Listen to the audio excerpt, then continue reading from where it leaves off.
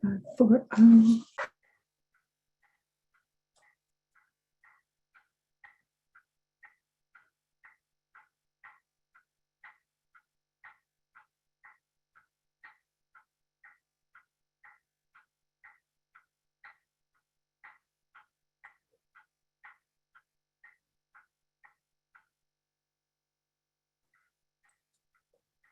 Welcome, everybody. I'll call to order the December 21st, 2021 meeting of the Salem Planning Commission. Shelby, would you please call the roll? Commissioner Augustine? Here. Commissioner Goebel? Here. Commissioner Griggs? Here. Commissioner Heller? Here. Commissioner Levin? Here. Commissioner McKinley? Here. Commissioner Pollock? Here. Commissioner Slater is absent and Commissioner Kopcho is just joining, so I might give him a few seconds to get his audio connected to say here. Commissioner Kopcho? I am present. Thank you. Thank you, Shelby. Item 3, public comment. We don't have anybody that signed up to provide comment at this point. Moving on to item 4, consent calendar. Commissioner Heller, were you, for the record, able to listen to the December 7th meeting so that you can vote on the minutes? Yes, I did. Thank you. And I concur. Thank you. So I'll look to Commissioner Augustine for a motion. As President Griggs, I make a motion that we accept the minutes from the December 7th, 2021 Planning Commission meeting. I second it. Yay, Commissioner Pollock. Only a few more opportunities to do that. Discussion on the motion to approve the minutes or the consent calendar. Seeing no hands raised. Shelby, will you please call the roll? Signify by saying aye if you're in favor of the motion. Commissioner Augustine? Aye. Commissioner Goebel? Aye. Commissioner Griggs? Aye. Commissioner Heller? Aye.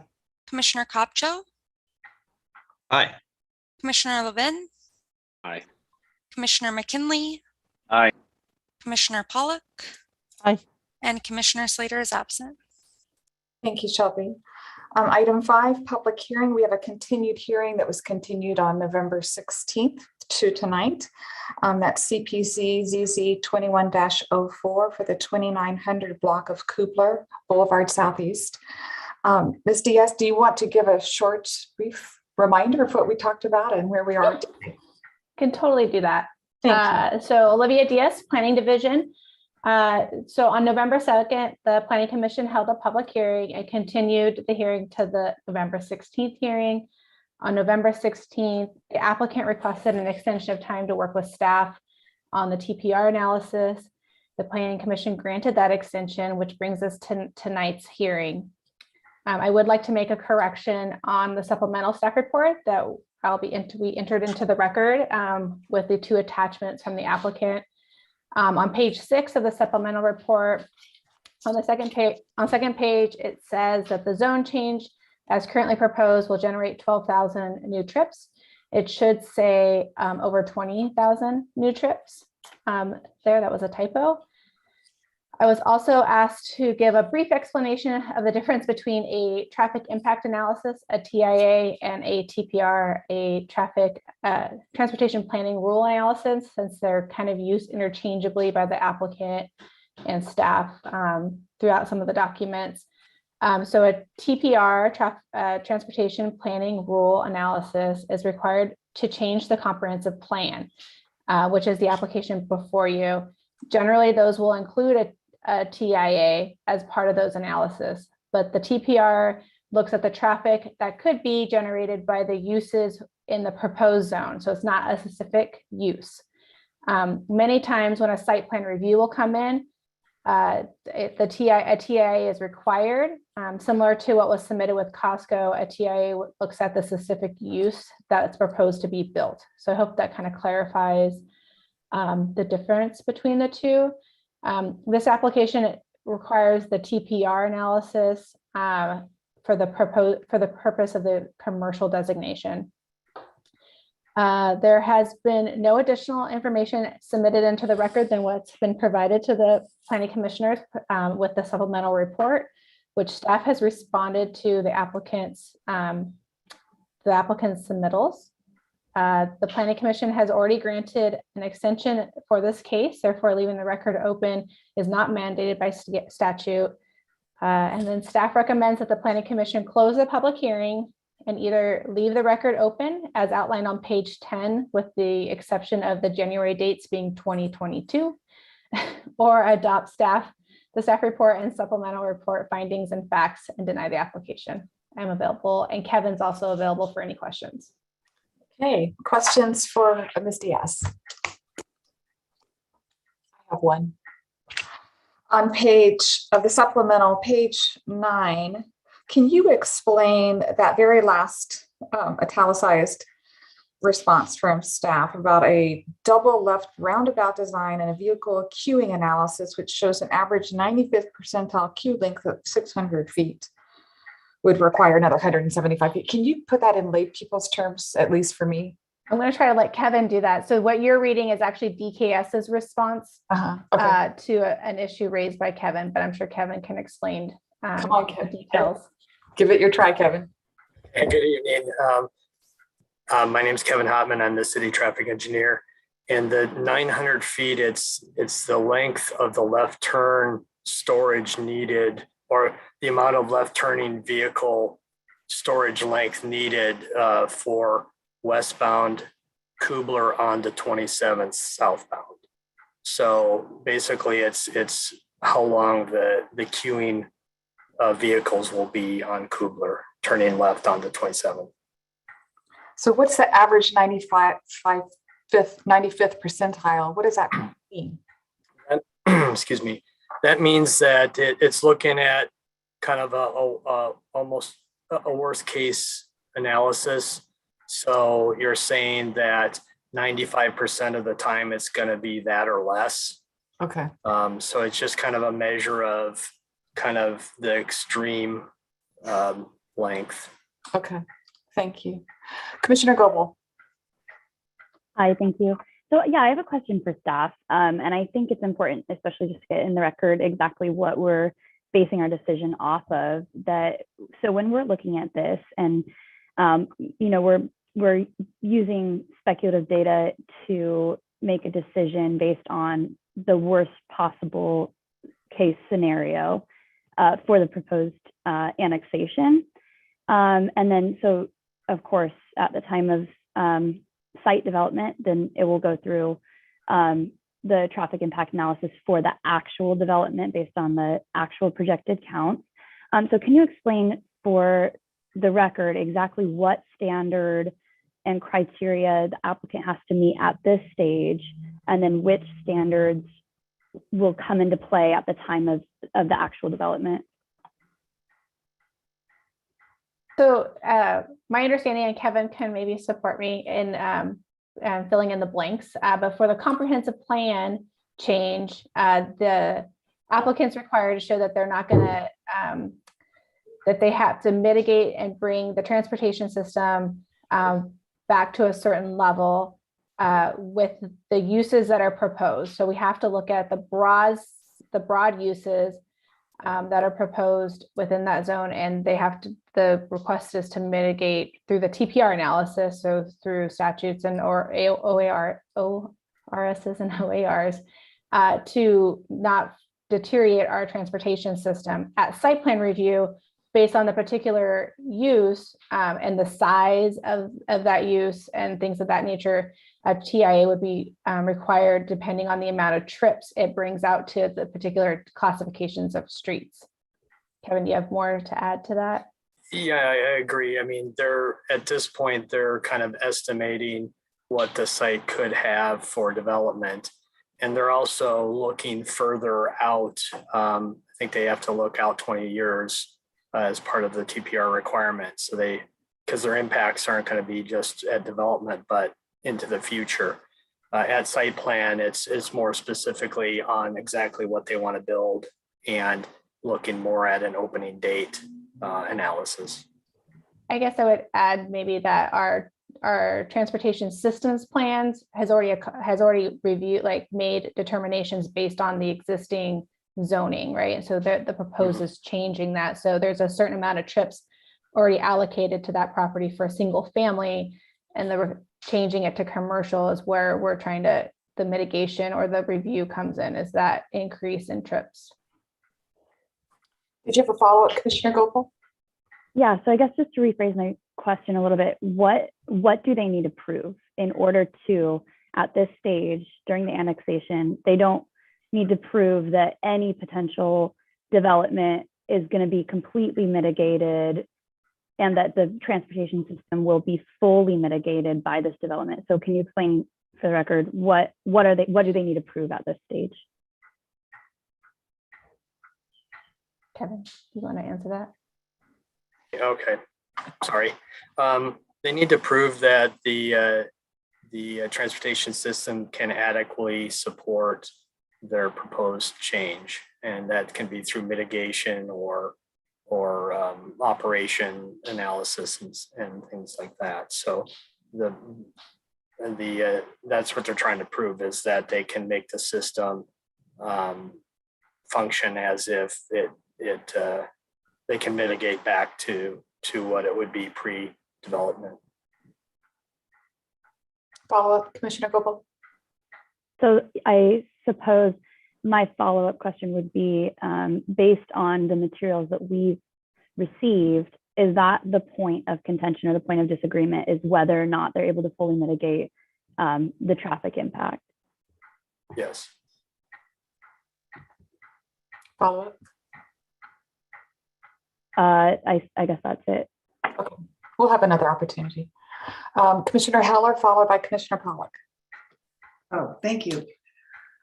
My question involves the supplemental report on page 6, talking about the evidence not being persuasive with changed circumstances. And you list a passage of time, which makes sense to, I mean, I understand what you're saying, and Costco, I understand that. But the pandemic, I got a little bit, what change has been made just due to the pandemic as far as the traffic is concerned?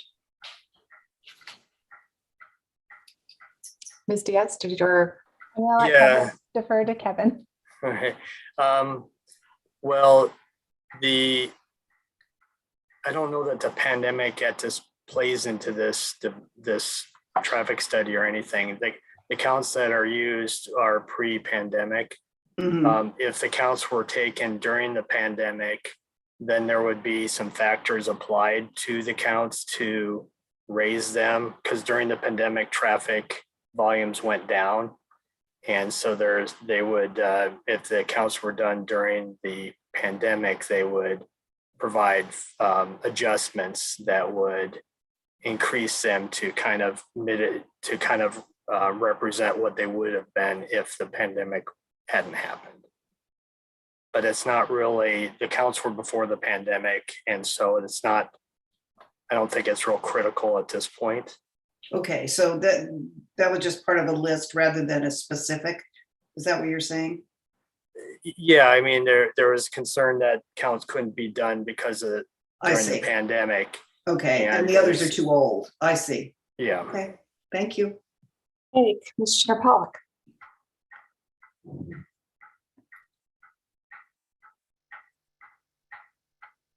This is for Olivia. So let's talk about Costco. Costco is their site plan went to appeal and came back from their remanded, and the city, and from what I understand, is the city council approved the findings accurate and credible. And so basically the TIA that associated with the site plan review of Costco was considerable and accepted. And I understand from what we had a conversation earlier that they're pulling building permits. Is this correct? Correct. I mean, the building permits are approved and they're under construction. Okay, so the TIA for their estimate of traffic is legitimate, has gone appeal, it's legitimate.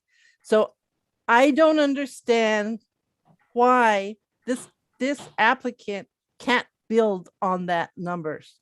Why are you, what, give me the rationale for staff's position that you want to wait until it's open. I don't understand that. So can you explain that to me? I'm gonna let Kevin Yes. explain that. So the reason is that the Costco TIA used estimates of what Costco was going to build or was going to generate for traffic.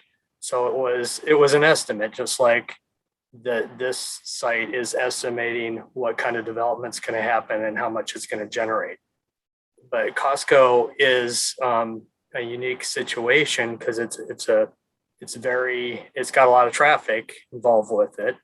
And the concern is that it's basing, this study bases its foundation on an estimate of what Costco is. So that's the reason is I can't say that for sure that the estimated traffic that Costco is proposed to have is really going to go this way or really going to go that way. At the time, they did their best estimations and that's what we had. But now we've got another zone change that's going to generate a lot of traffic at the same time as Costco coming in, and they're using estimations from Costco to kind of determine their impacts. And that's where my concern is. Follow up, Commissioner Pollock? Yes, but isn't that what we do on every development? Well, usually with a lot of developments, they don't happen right on top of another. And a lot of the developments are, Costco is I believe his own change. This is his own change.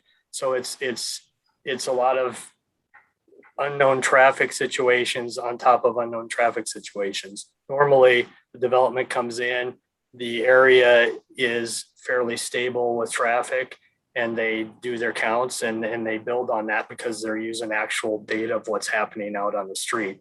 This is using estimations of what's happening on the street to build on.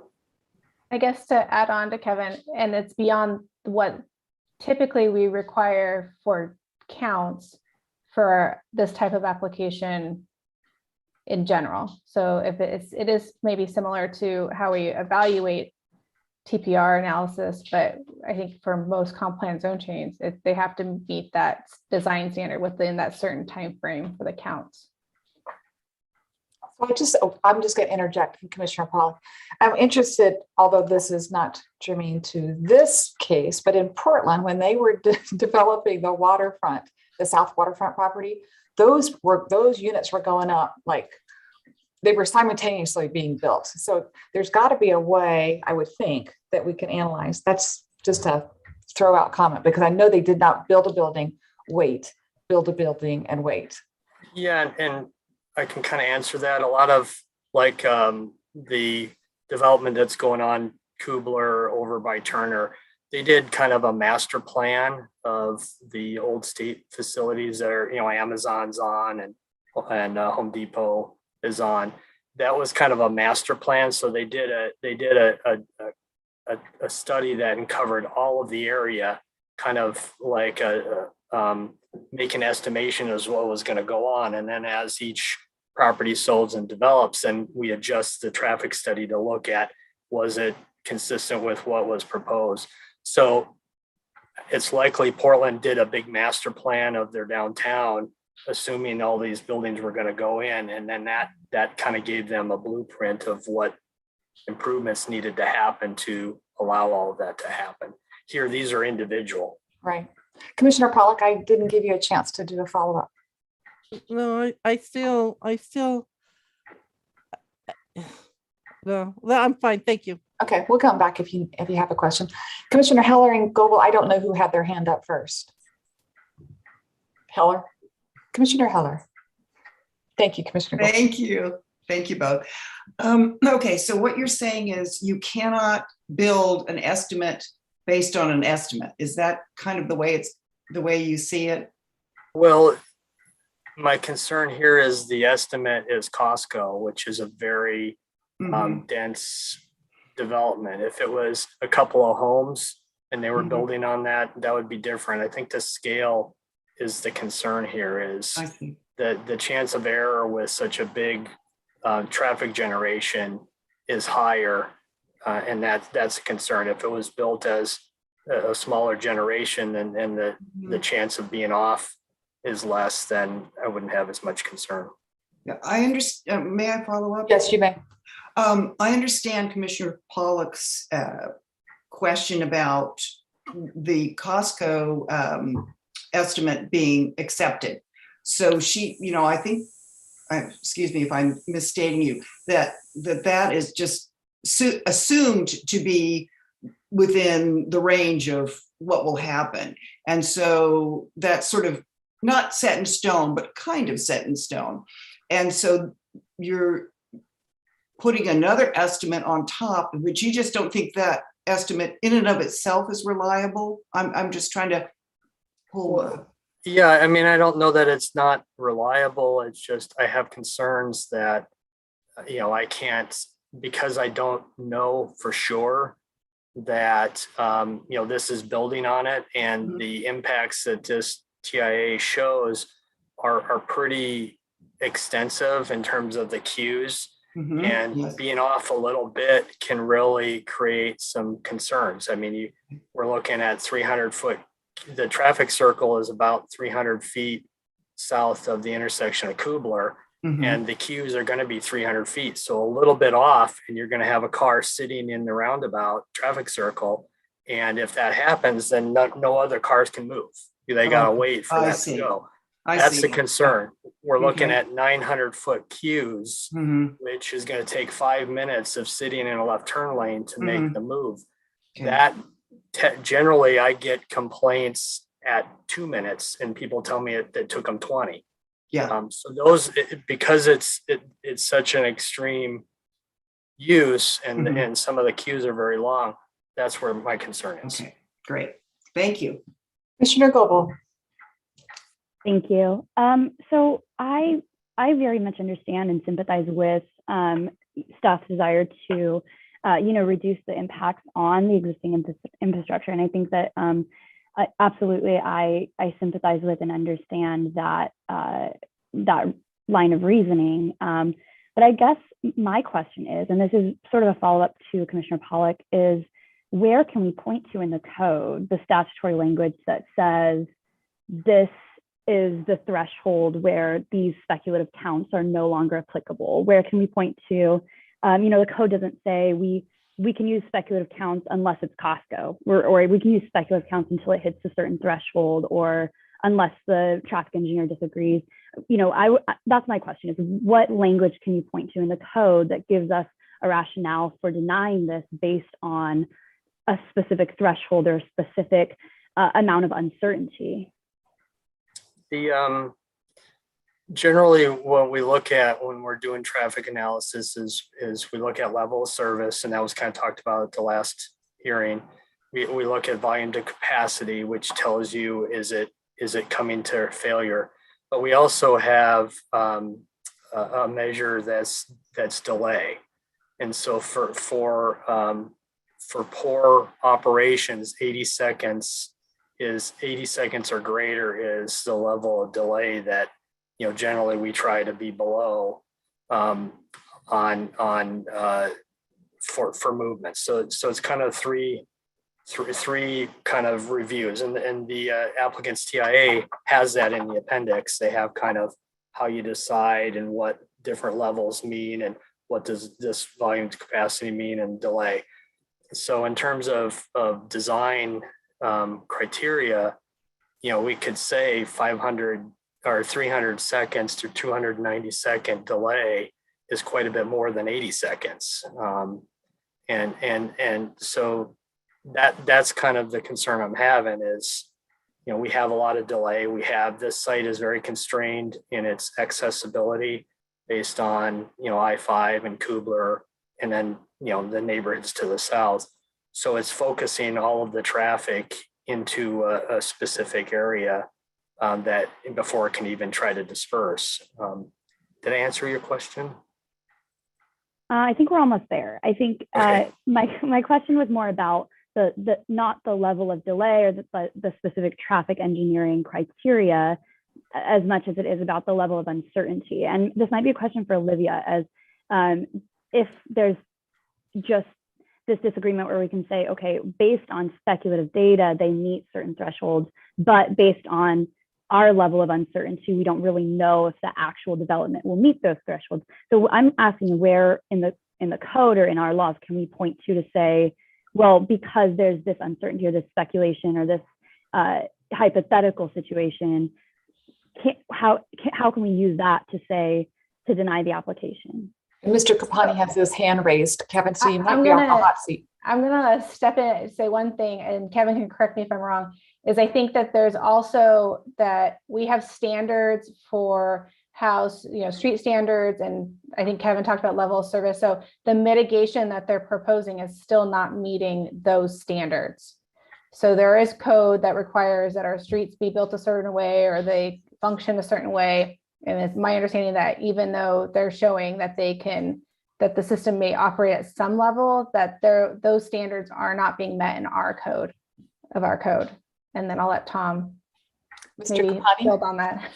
and then we'll follow by Mr. Commissioner Levin and McKinley. Thank you. Tom Capani, Deputy City Attorney.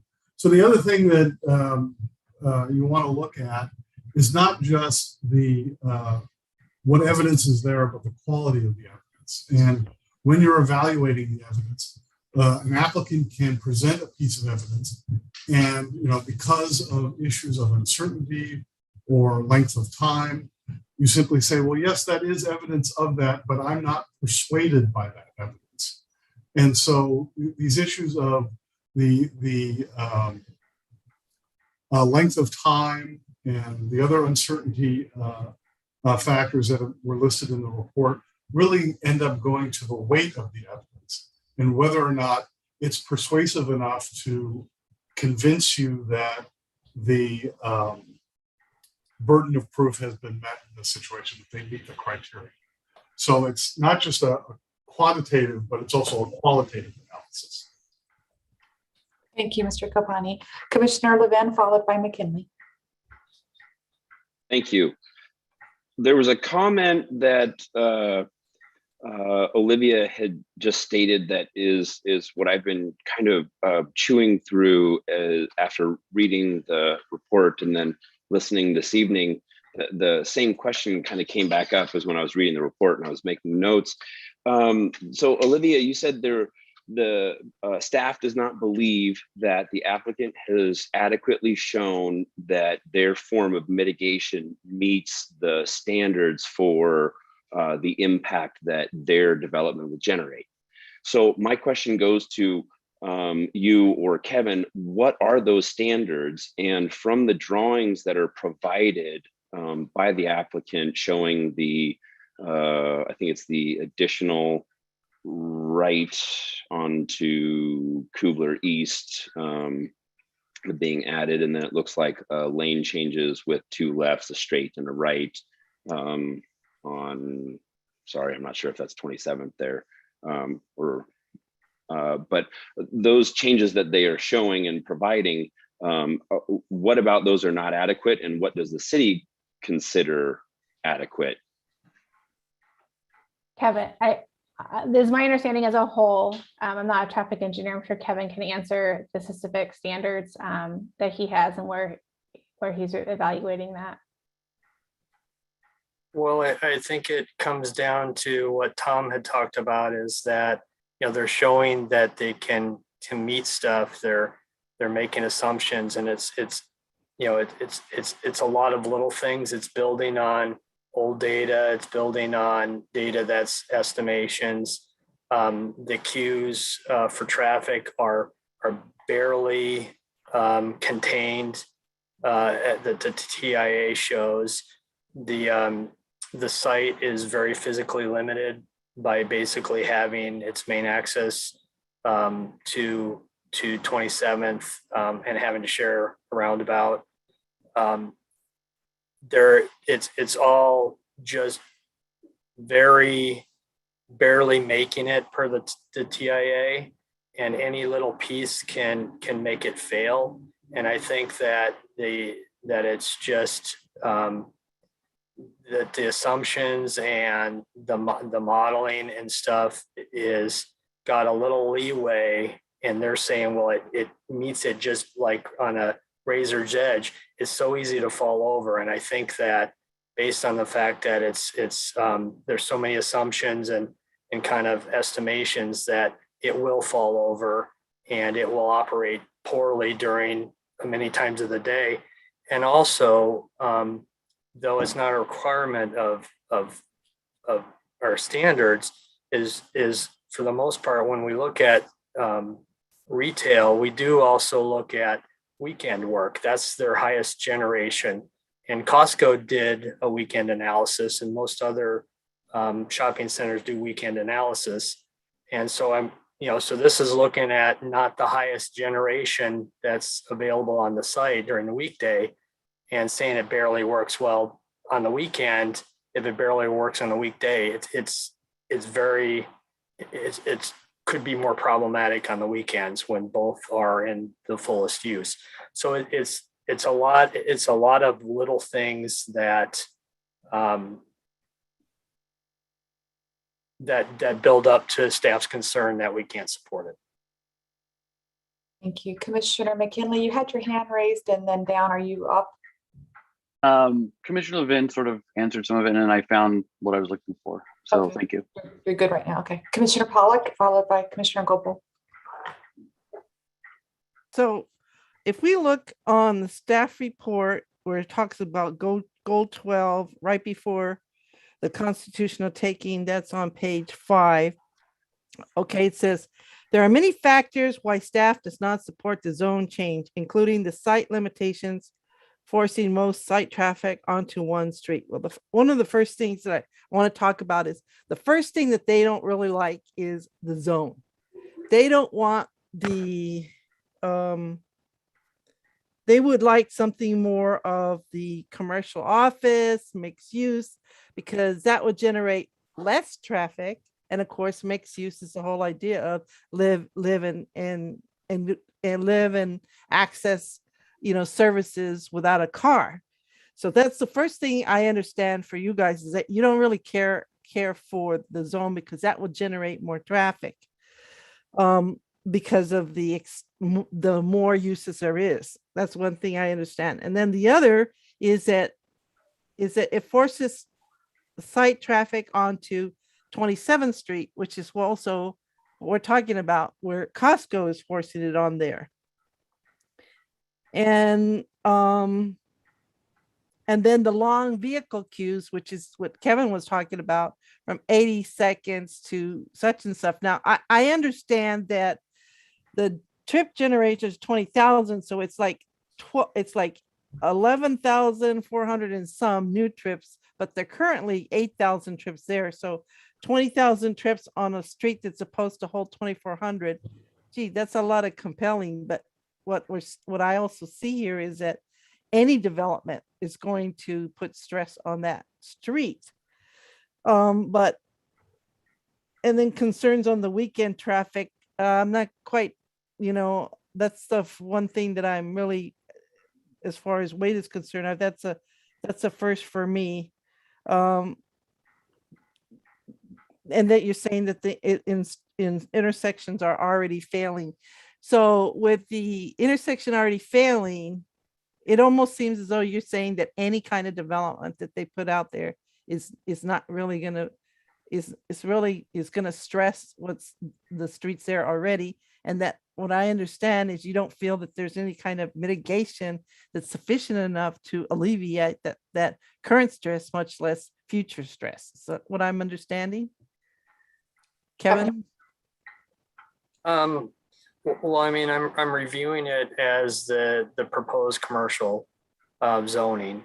Yeah. Other zoning like residential or commercial office. Yeah. It would have different peaks. Yeah, they're going to add more traffic to the system, but they have different peaks and would have different maybe mitigation requirements based on that. But at this point, I'm just reviewing it as it's the requested zone. which is commercial retail. Oh, To Commissioner clarify sorry.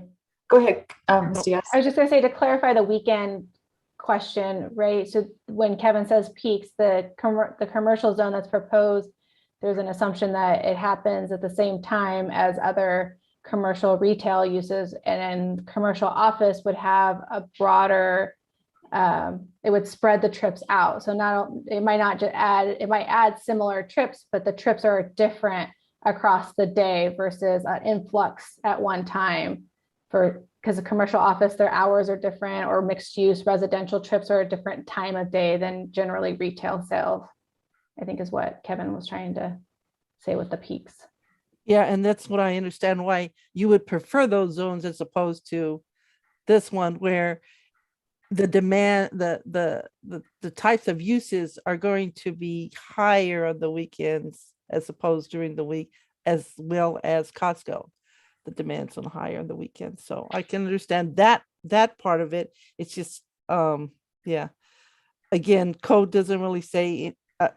I agree with the applicant that the code has if the code has certain times to do the TIAs, and it doesn't say do analysis on the weekend, I think that there's definitely a flaw in there. But I'll stop right there. Okay, Commissioner Levin. Boy, I had actually follow up and I muted myself. And so I'd like to go back, but there's even comments that Commissioner Pollack has raised that still continue to add more comments or questions onto my thoughts here. But if we could go back to the standards and what was proposed by the applicant, I did not get an answer to what is from what's been proposed. If that, Kevin, from what you said, if that barely would meet the threshold, therefore not covering any overage, what physical changes in that street diagram that we're looking at would the city require to meet or exceed those standards? That's my first follow-up question. I have two follow-up. I'm not sure. I mean, the applicant usually proposes a mitigation, their traffic study does, or their traffic engineer does. Generally, I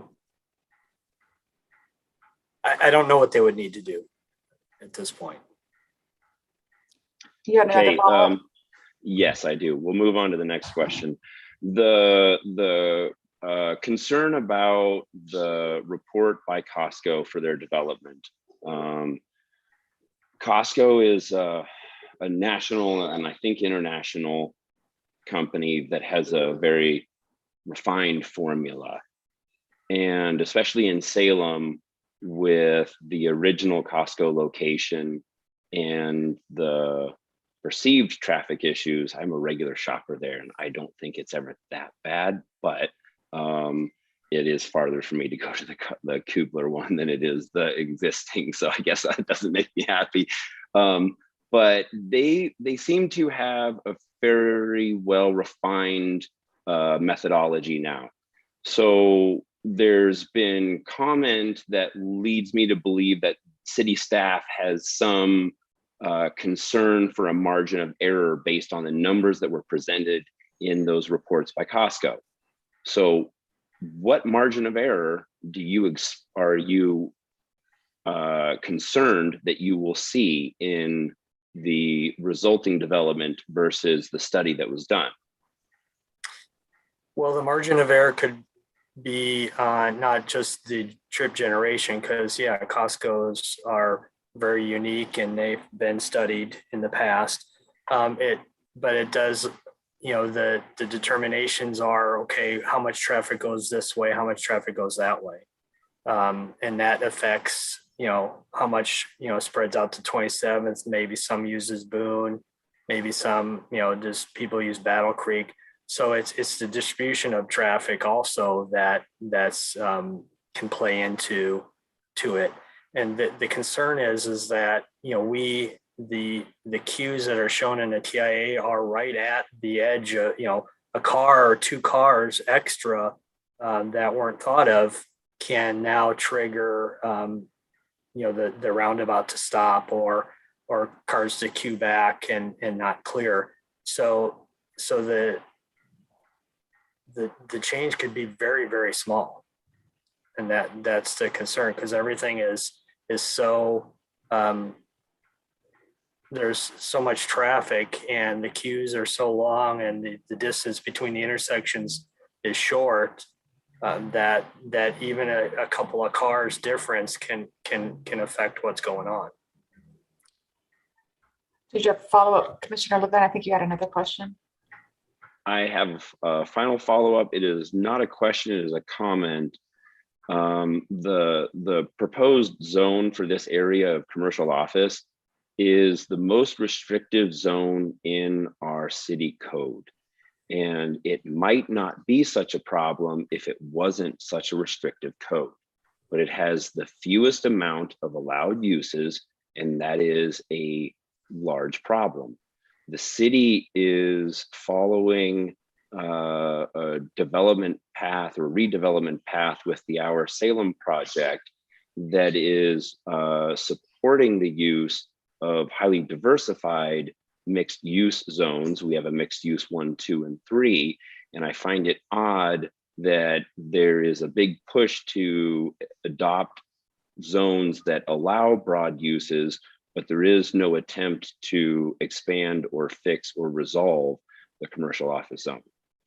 That's my comment for the good of the order. Thank you, Commissioner Levin. Commissioner Goebel.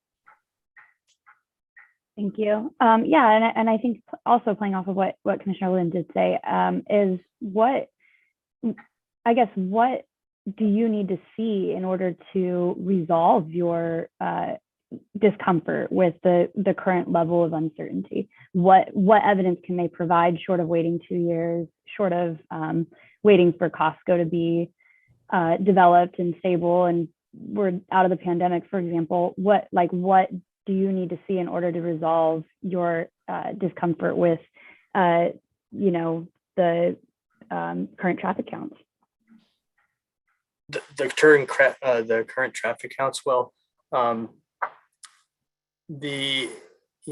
I was kind of saying, that the intersections, the roundabout and the access on 27th into the site and into Costco is close to Kubler. So the traffic that's generated is going to fill that up. And what I wanted to see is that it doesn't come so close to filling it up so easily. Then I would be more comfortable that we would say that roundabout is always going to be open for traffic to circulate and go the direction they need to go, the drivers.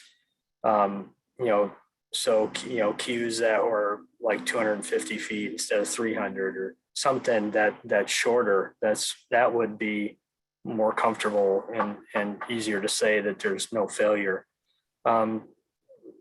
But we're also seeing long lines and stuff on other directions that the driver's going to be, this isn't working. You're sitting for 3, 4, or 5 minutes and waiting for the signal to get through an intersection. Normal drivers aren't going to say that's good. But the concern I have is commercial retail is a very high density use, focused again on a single road, and that's a concern. To follow up with Kevin, you asked what they could show. When we met and discussed with the applicant options, we threw out a couple different zones, one of them being a mixed use zone. We also suggested, which most developers do, it feels like, with TPR analysis, providing some sort of square footage limitation for types of uses, and then doing a doing their traffic study that way, so that we could put a trip cap. Most of the comp plan zone changes that you see come before you have a trip cap, that we've determined that this is what the traffic system can support to mitigate the effect of the zone, right? And then maybe sometimes they do other improvements, but this is the cap of the trips, and they chose not to change their analysis to do that. I mean, that would be one way that we could look at getting there, is limiting the square footage. I mean, the site is a very large piece of property, and if we look at the entire 24 acres as retail sales or some large amount of trip generation, right? We have to make some assumptions that Kevin's saying with the queuing and such. I mean, other things would be moving the roundabout, right? So that it makes Kevin feel comfortable about the queuing, but that's not necessarily feasible. So, I mean, I think there are things out there, but it's the applicant hasn't provided enough evidence from staff to feel comfortable supporting an approval. Commissioner Goebel, did you have a follow-up? Yeah, I appreciate that, Olivia. I hadn't seen that anywhere in the staff report that the applicant was unwilling to provide a trip cap or square footage cap or any sort of information on that. And so I guess my follow-up question would be, so if the concern is that just specific developments over a certain size would be or would be more likely to create a failure at those intersections, wouldn't that be addressed at the time of site plan review?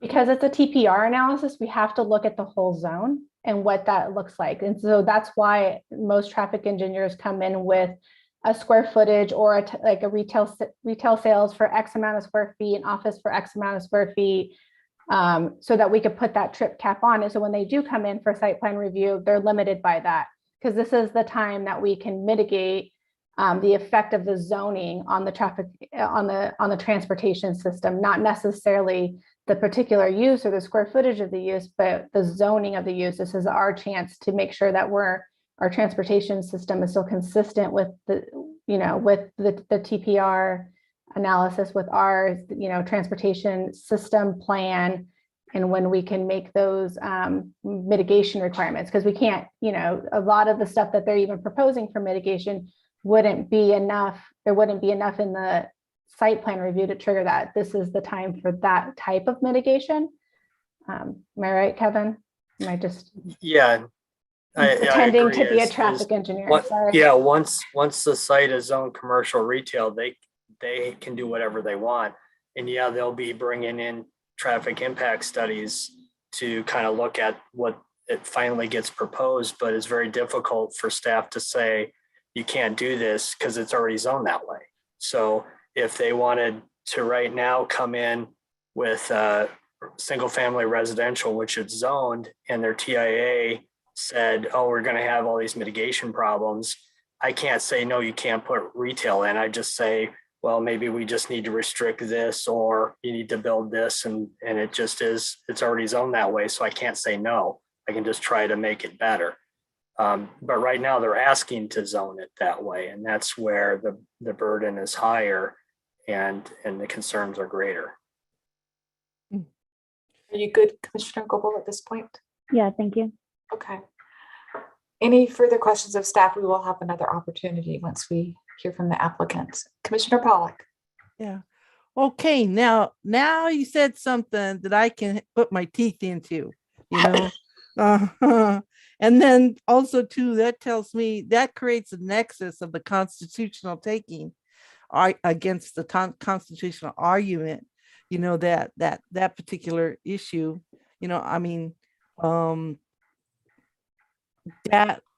that gives me some basis to really then make that jump on your arguments. So thank you for that, Olivia.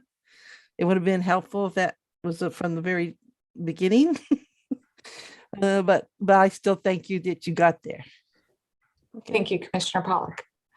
Okay, let's move on to the applicant, and I believe it's Ms. Killington that's going to speak to us. And if you would state your name and address for the record, you will have 15 minutes. Yes, thank you. Can you hear me? Yes, you're awesome. Good. Okay. So thank you, Wendy Killington, representing the applicant. Hopefully you have address, P.O. Box 159, Lake Oswego, Oregon. Hopefully you have a copy of our firm's December 10 letter and the applicant's traffic engineer's December 10 supplemental analyses. To be as efficient as possible, we initially arranged our remarks that Ms. Brown, the DKS traffic engineer who analyzed transportation concerns, would go first, and then I'd follow. And of course, we have other members of the team here to answer questions. But there were some remarkable things said in the previous exchange, and I think it's incumbent and fair that we answer some of the commission's questions and maybe tell you a different side of the story. So first, something I think you already know, the property is already annexed to the city. The question is, what should it be planned and zoned? To answer Commissioner Goebel's question, the standard is whether the proposal will degrade the transportation system below the level it will be without the proposal.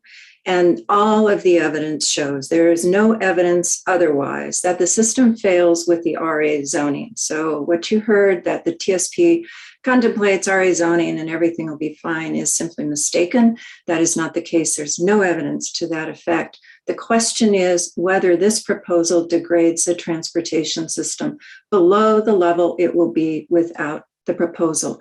And the truthful answer to that question, and the answer that is only in the record, all of the evidence shows, there is no dispute that all of the evidence shows that the transportation system will be better with the proposal.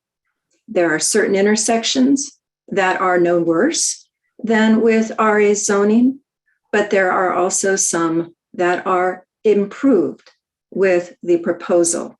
So if the proposal is denied, the transportation system will function more poorly than it would if the proposal is approved. That's what all of the evidence shows, and that is the standard. Does the proposal degrade the transportation system below the level it would be without the proposal? And Commissioner Levin is spot on. What standards are not being met in the city code? If you ask the question, and you did, the answer was, well, the applicant is making assumption. But everything flows from smart assumptions. Commissioner Pollack and Goebel asked about, well, doesn't every TIA have to be based upon estimates? That's exactly right. That is what the ITE manual trip generation is all about. That is why traffic engineering is an engineering discipline that people, including the applicant's engineer, have a PhD in to understand and to be able to make estimates that work, that allow our society to function and allow the transportation connection to be a part of the Oregon land use planning system, just as no medical doctor can ever tell you anything for certain, but they can give you their advice and analysis. And that does not mean that all doctors lack credibility or have poor quality advice. And Ms. Brown is no different. She has given her educated analysis and advice. And if you listen closely, staff has never said there's anything wrong with Ms. Brown's careful analysis. They simply say 100%. They speculate that the Costco analyses are wrong and that the city council presumably shouldn't, and LUBA should not have accepted it. But that's not how the system works. We never wait until projects are opened before we approve other projects. No city would ever grow, no Portland waterfront would ever be developed, nothing would ever happen unless you establish a moratorium. That's simply not how it works. We never know anything for sure. No standard says you have to know for sure. What the standard says is based on TIA standards in our code, will the proposal degrade the system below the level it would be without the project? As a matter of fact, the law requires, and DEQ or DKS provided its analysis based on the city's approved Costco traffic estimates that the city council expressly approved 29 times, found them to be credible, and they went to LUBA and were affirmed. The quality of that evidence is, as a matter of law, high quality. We can't go back and say, well, it's really not good evidence. There's no uncertainty that's ever been talked about in the DKS analysis. If you rely upon assumptions that are supposed to be made based on the law. The uncertainty is 100% based on speculation about this Costco business. Staff says, well, they'd really rather have a weekend analysis. But what is the standard? The standard says, and I quote, traffic counts shall be collected on a Tuesday, Wednesday, or Thursday that is not a city, state, or federal holiday when K through 12 school is in session, period. And they say traffic counts shall be collected for both the AM and the PM peak. Nobody is saying that those standards weren't met here. And if we're going to play by rules in approving or denying land use projects, then that's what the rules say. And it seems pretty unfair to me to deny because the applicant played by the rules. And the applicant worked with staff in an effort to go over their concerns and figure out if there was anything the applicant could do to resolve those concerns.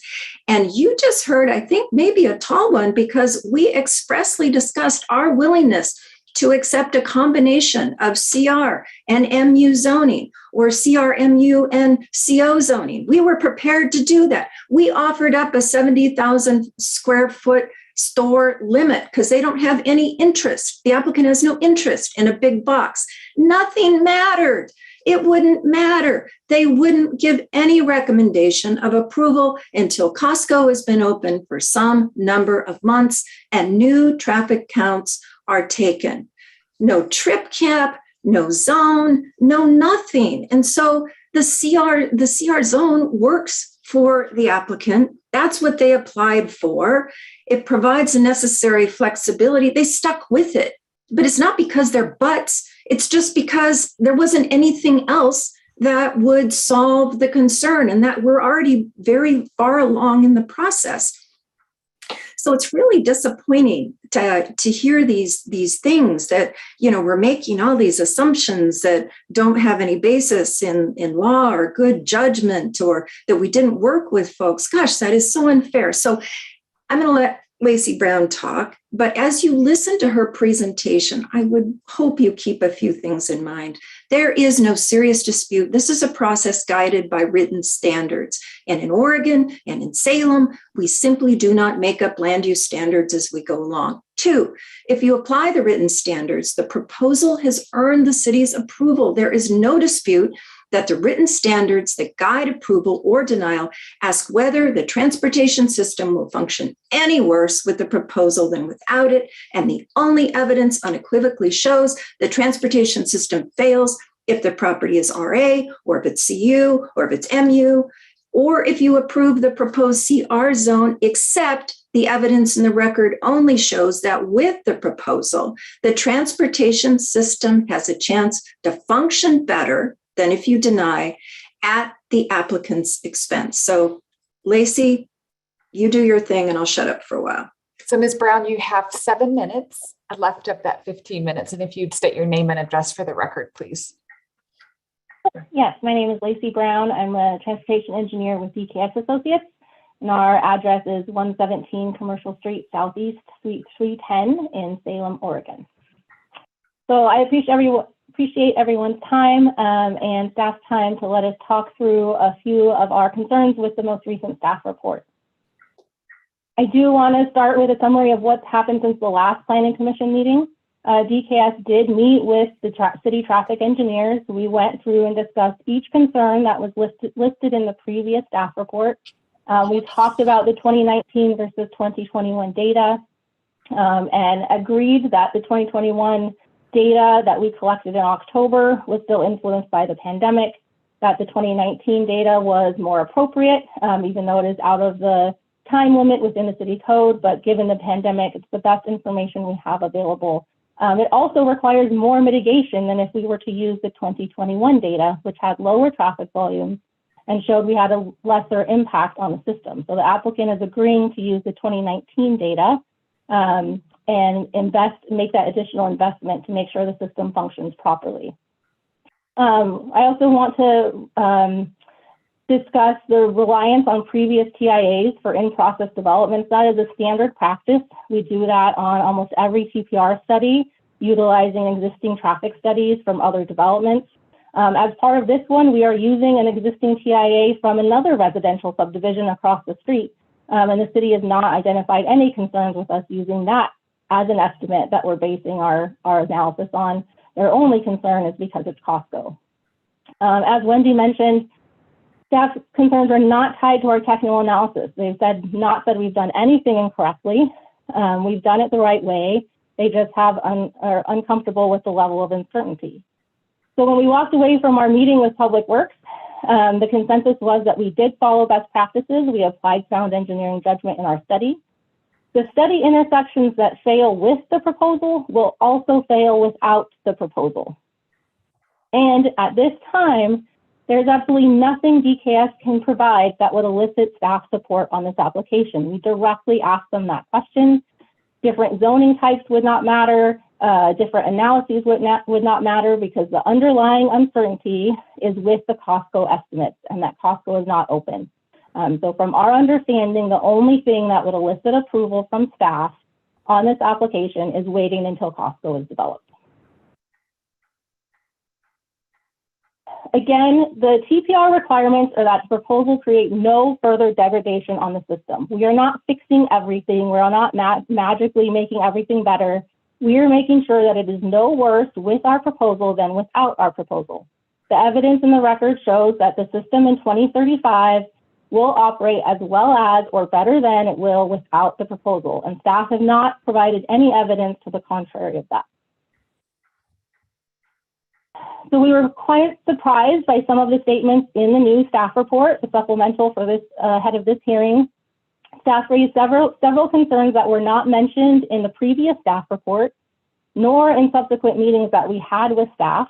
And they also introduced topics that are inconsistent with the standards and criteria.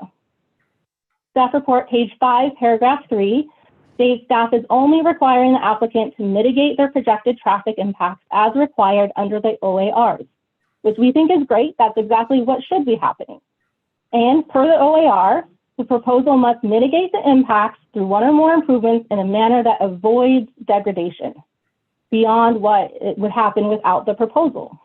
It's only based on intersection operations, and there's no requirement to bring conditions back to standards if the facility is already failing, as we've agreed is the case. So we're confused because later in that same paragraph, they talk about the number of trips being generated, that it's going to be up to 10 times the amount of the residential zoning. That is true, but for the OAR, there's not a restriction on how many trips you can generate. You simply have to mitigate the impact of those trips, which is what we have shown is the case. So the finding there's no further degradation. Again, the city goes on to describe their city standards for the level of intersection delay that's allowed for city standards is 80 seconds. Again, the proposal must not degrade the system. There's no requirement to bring a failing facility back to city standards. So this 80 seconds is moot for most of the study intersections that are already beyond that delay without our proposal. Again, a finding is no further degradation. Staff also lay out several claims that they don't support the application for criteria that are not related or that are not based in fact or telling the whole story. The first is this delay times at 27th Avenue and Kruger Boulevard that will exceed 5 minutes in the future. The key part here is that they're reporting individual movements that will exceed that 5-minute delay.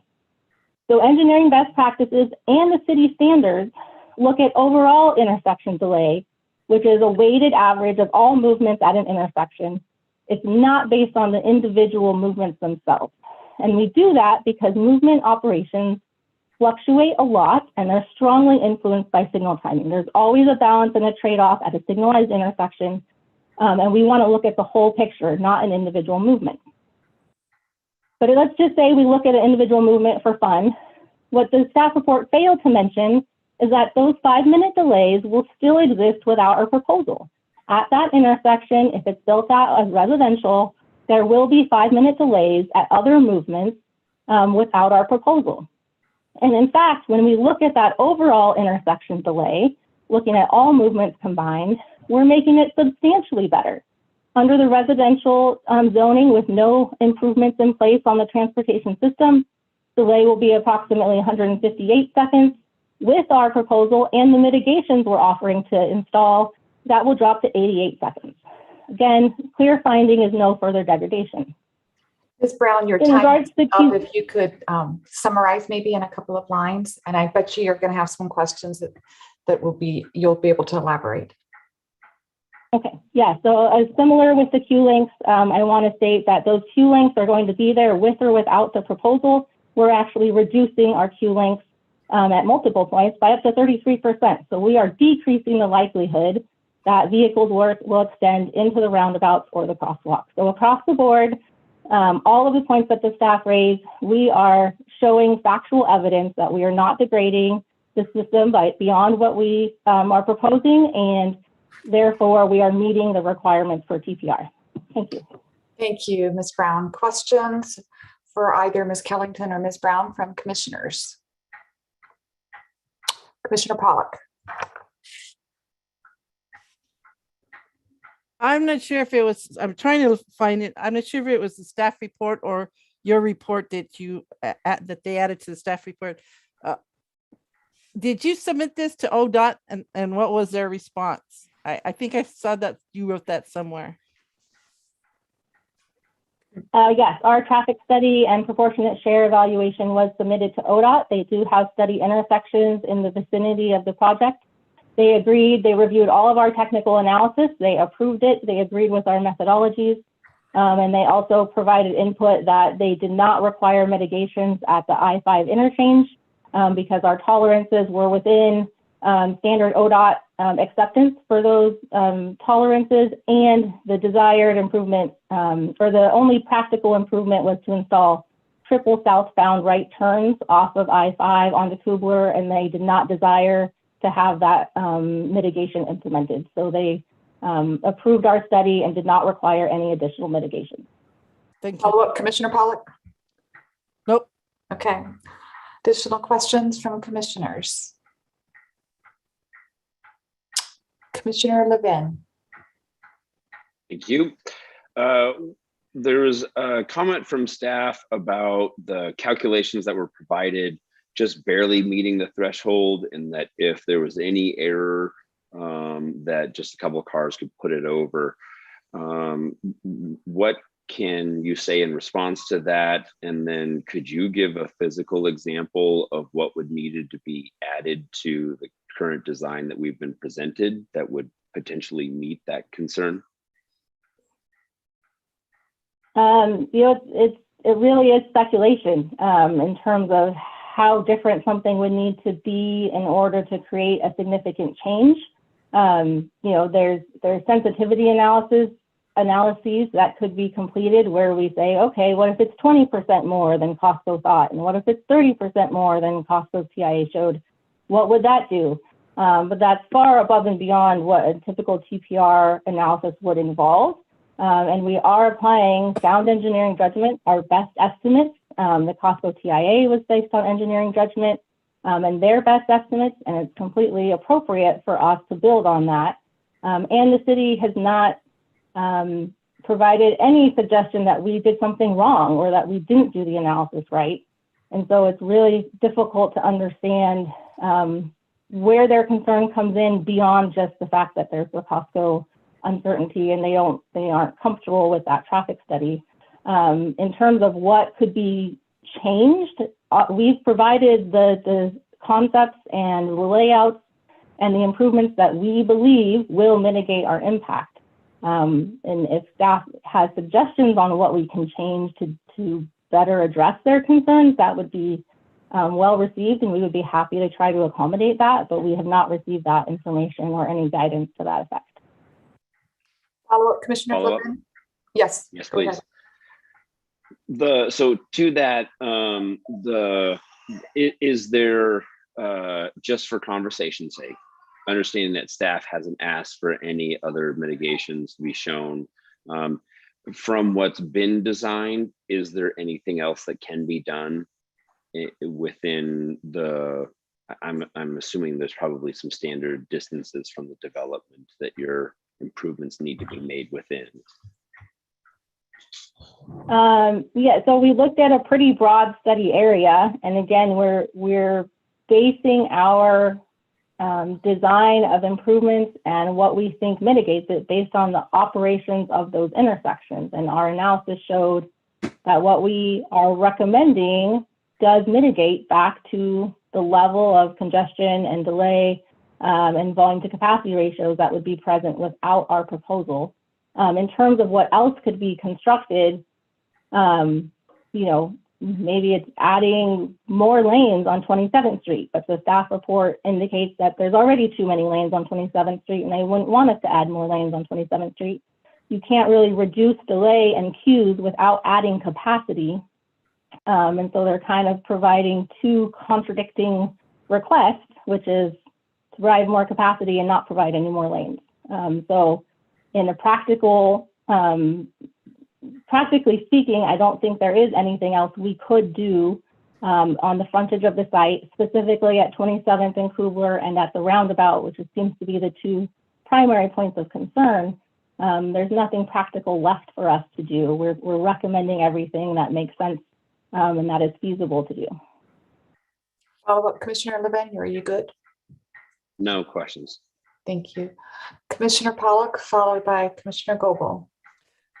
So the last time I had asked, the last question I asked of staff, it talked about traffic trip caps, and about, basically talking about what's going in the site so that you can cap the trips. I seemed to me like when you first started speaking that you said you tried all that, but that wasn't. Can you just speak to that, will you please? Yeah, so we posed several different possibilities of, how can we get to yes? How can we get you to support this application? And we threw out, changing the zoning types and evaluating different types of zoning and limiting the type of development and the intensity of the development.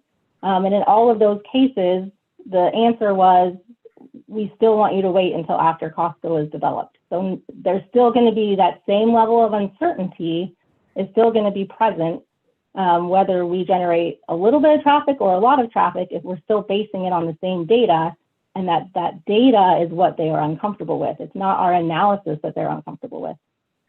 So yes, we did have that conversation and we proposed making several of those concessions and altering our application, but they would not agree that would get them to a point where they would support the application.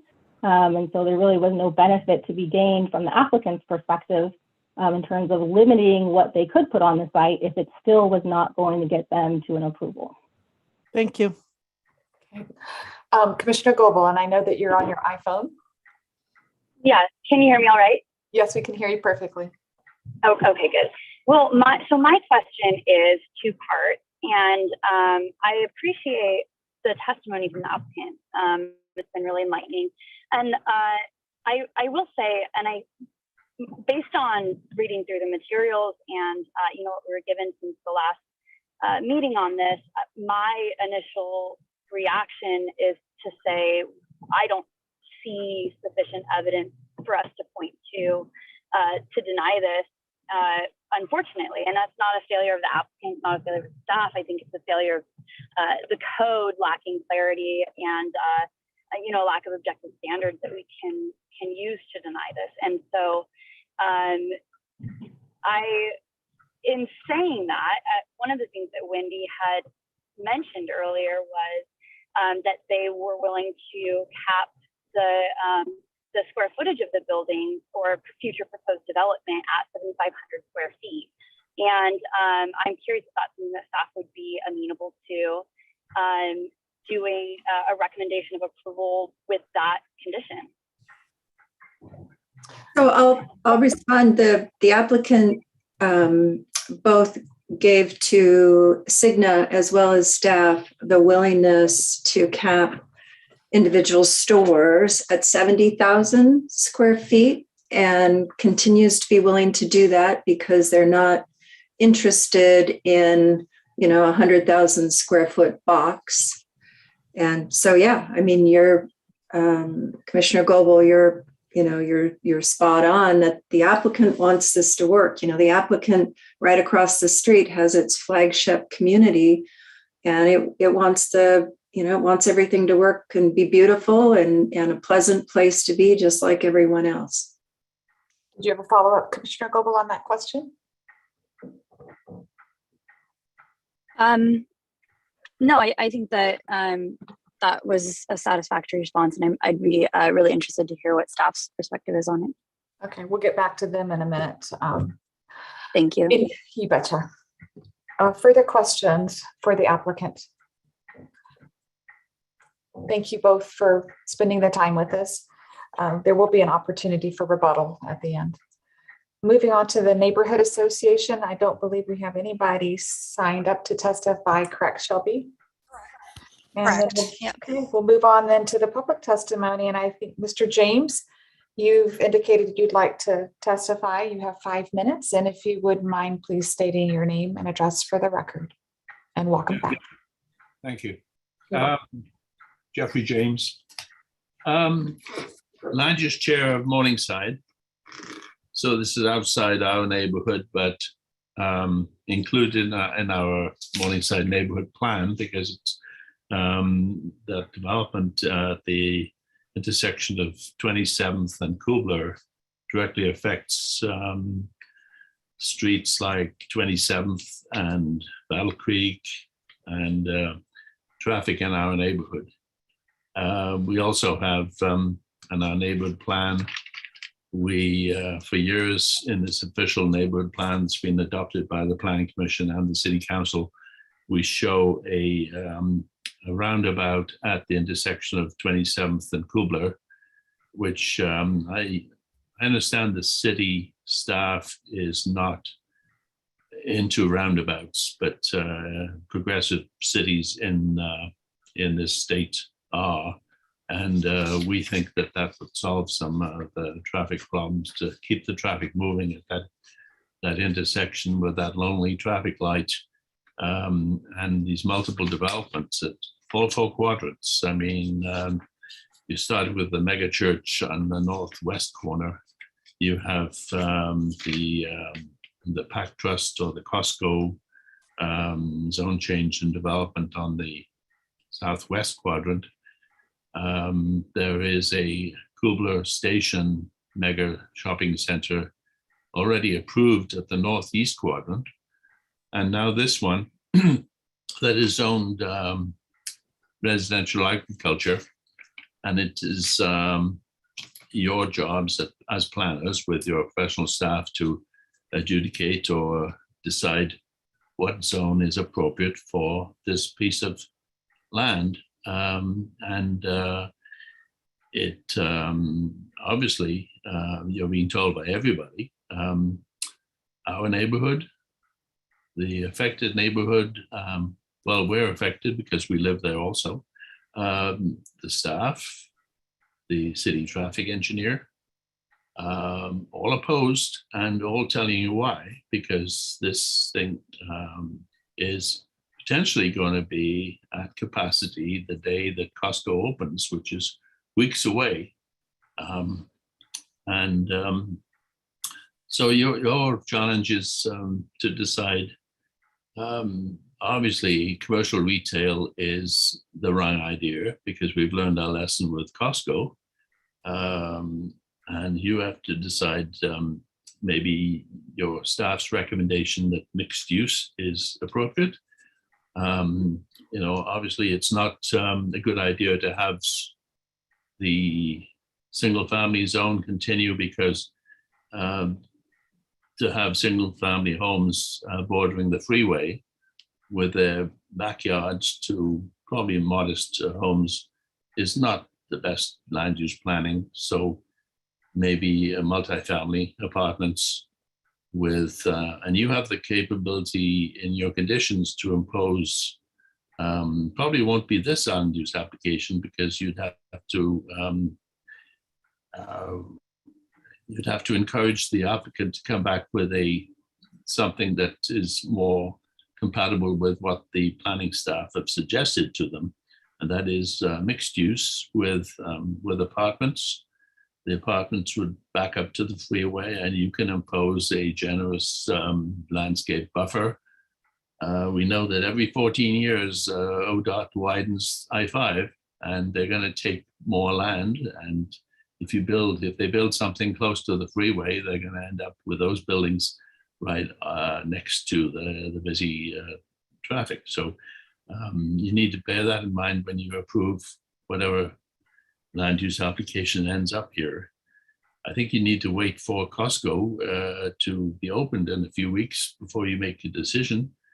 If the staff is saying that 27th is going to be 20,000 cars and the capacity of 27th is a tenth of that, that is not the right decision to make. So everybody's telling you that this is the wrong direction. The only people that are saying this is a good idea is the applicant, and we all remember. I served on your committee in the 70s, and I've been the land use chair for 20 years. So I remember the night of the zone change for the property to the west of this. Mr. James, your time is up. So if you wouldn't mind just summarizing in a couple of sentences, that would be great. Recommendations of Morningside, you've received our letter, is to incorporate the roundabout that the Morningside neighborhood plan shows, and zone this property light mixed use and mixture of apartments and light commercial, and impose a trip cap on the development. Thank you, Mr. James. Questions for Mr. James from the commissioners? Commissioner Kopcho, are you saying you have something to say? Okay. Commissioner Pollock for Mr. James. The representative of the applicant had indicated a 70,000 square foot a building. What do you say to that? If you listen carefully, that was a group of 70,000 square foot buildings. So this property would accommodate 250,000 square feet of new retail if it was to be retail. That's what happened on the Costco site. We were told at the public hearing that, hey, we're proposing neighborhood services. Wouldn't you like a neighborhood grocery store? That a good idea? And once they get a commercial retail zone in place, they have that divine right to build what they want, build it out to capacity. We live in that area, and we're going to be imposed with traffic nightmare a few weeks from now, starting in January, February, and we'll see what it happens. And so this proposal to double that, add another mega shopping center east of Costco is just crazy, and you're being told that by your advisors, your staff, and two neighborhood associations. So please don't do it. Did you have a follow-up, Commissioner Pollock? No, thank you. Other question, Commissioner Levin. Sorry, would you clarify, are you giving comments on behalf of the neighborhood association this evening? No, I signed up as an individual. I did mention that I hold the position of land use chair of Morningside. So I'm one of those who unanimously voted for the letter. I'm giving my own viewpoint as a practicing architect and planner for 40 years. And but I think my position on the Morningside board is relevant. I'm not speaking officially for Morningside. Thank you, Mr. James. Commissioner Levin, did you have a follow-up? Yeah, I'm sorry. I recall earlier that when staff was talking that there were no comments from neighborhood associations. That's not correct. Well, from the current, from this neighborhood association that's in this neighborhood.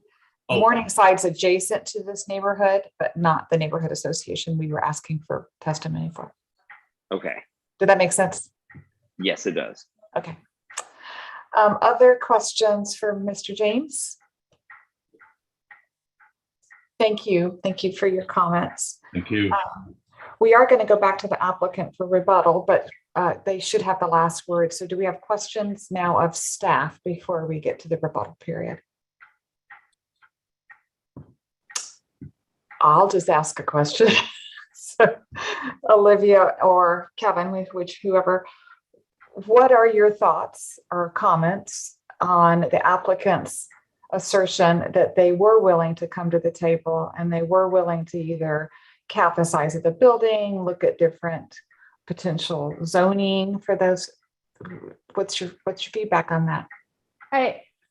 We were all in a meeting. Lisa and Tom were there, so they can speak up and also give their opinions. But we did talk about changing the different zonings or split zoning the property, cap sizes on buildings.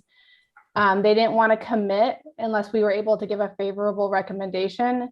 Unfortunately, we couldn't do that analysis without a TPR analysis with what they were proposing.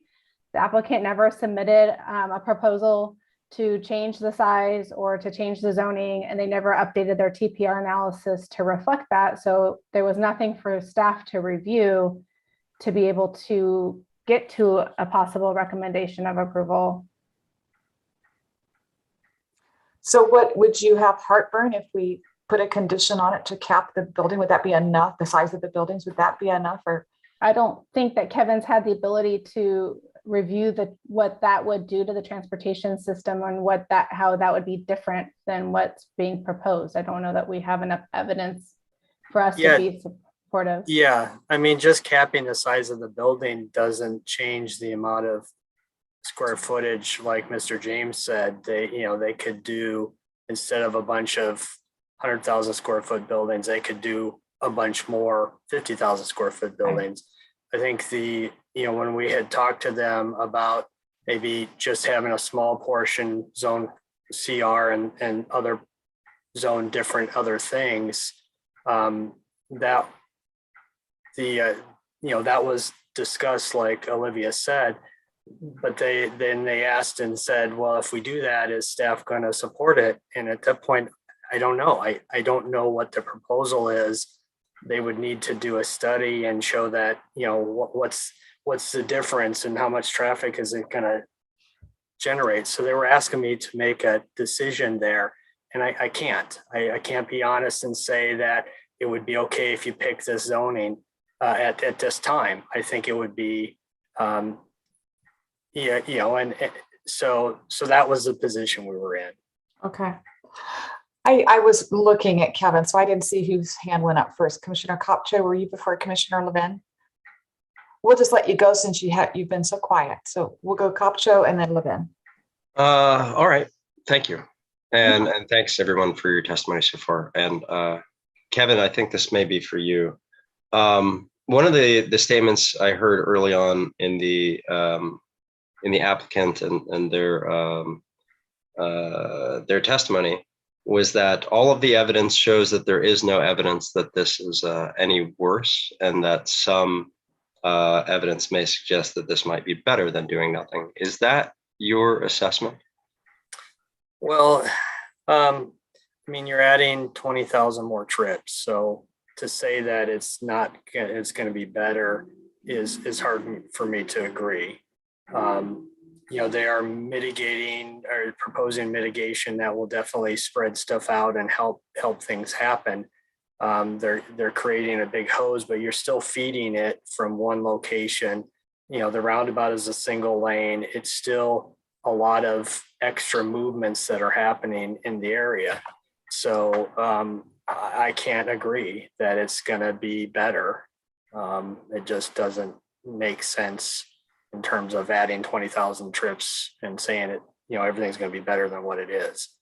That's the hard thing. That DKS did what they do.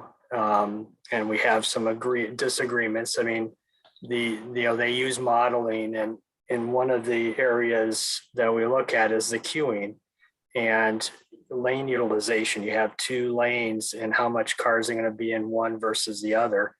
And the modeling is its best to make estimations, but I see all the time people will all pile in one lane. I mean, you see it coming into town every morning. Everybody's in the one lane on Liberty to try to go to West Salem, and they're in that one lane in South Salem all the way. So, the model does what it can do under the assumptions, but all of the queuing, everything is at the maximum here, and little changes, little disagreements with it is going to have a big impact. And that's the position I'm in. And that's why I don't support it. And yeah. Did you have a follow-up, Commissioner Kopcho? No, thank you. You're good. Commissioner Levin. Well, I lost my first question because I started pondering what Kevin was saying, and I'm really struggling, Kevin. I'm not hearing much factual support of what you're actually saying. Earlier there was an acknowledgement from you that if it was developed as it's currently allowed, that it would be over capacity, and there was a stated allotment of cars for that. It seems to me that as a traffic engineer, you should be able to give us some quantifiable calculations of the difference of what the existing maximum would allow, what that impact would be. We know what the proposed is. What is the offset of their mitigations to that? Those have, again, a quantifiable total to them. We should be given those, and we should be able to see whose statement is correct. Is their development with the mitigations no worse than the current allowed use in the zone? That's a very simple question to answer. I think that's important. Well, their current use allowed in the zone is residential. It develops 2,000 trips a day. So, if they could develop that and put those 2,000 trips on the system, since things are at capacity in this area, they might have to do an additional lane. They're proposing to develop generations that are 20,000 trips. So they're proposing a lot more lanes. Those lot more lanes require distances for cars to be able to move into. And if somebody decides to get in the wrong lane and cut across, you're blocking. Everything is very, technically it can meet it, but it's very close to failure, and it will fail. There is so much unknown here, and we talked about the study, and DKS brought up they did a traffic count in 2021 to compare their 2019 volumes.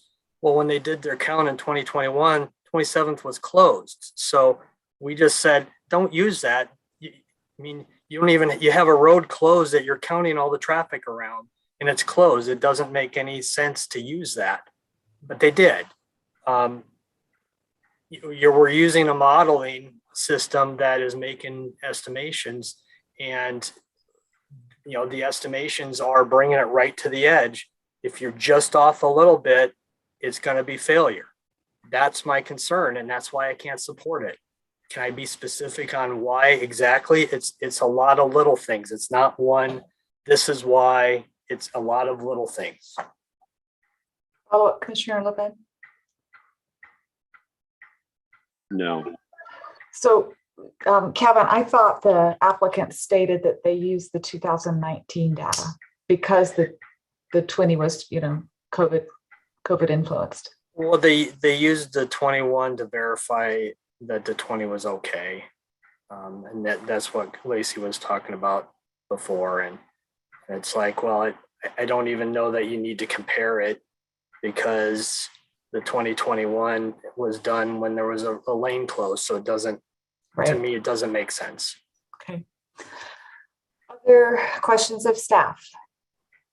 Because then we're going to go to rebuttal time, and then we are going to have to make a decision. Okay, I think all of our questions of staff have been asked and answered.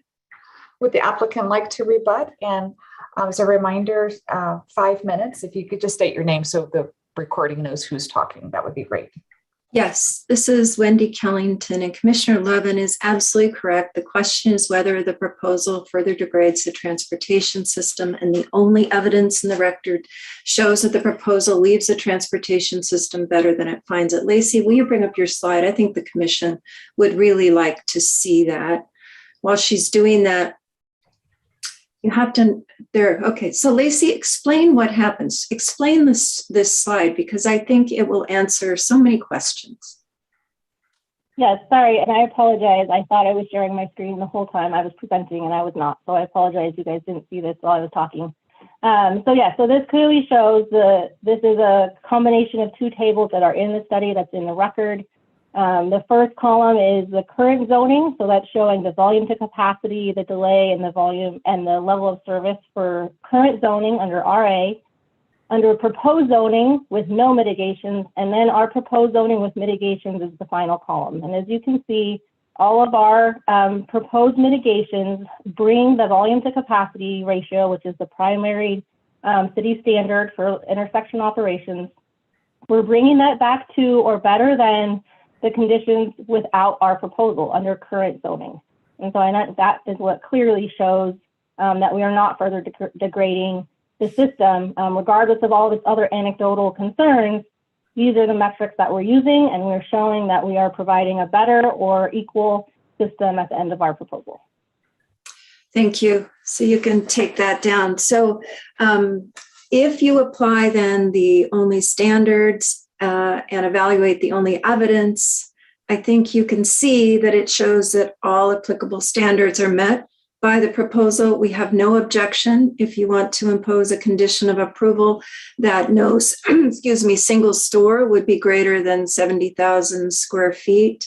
I want to make sure you understand the MU zone as a whole would not work for this property because people expect drive-throughs. The pandemic has created a consumer demand for contactless interactions. We don't know how long that is going to be the case. Everybody seems to think that the conditions driving that will be for some long period of time. And so the thing that we wish that we'd have been able to get to was some sort of a combination of different zoning districts to appease these concerns. But the CR zone works for the applicant. It provides a necessary level of flexibility. It provides for a nice project, and it allows for some drive-throughs in the event that we continue to need contactless interactions. Again, that condition would not be objected to.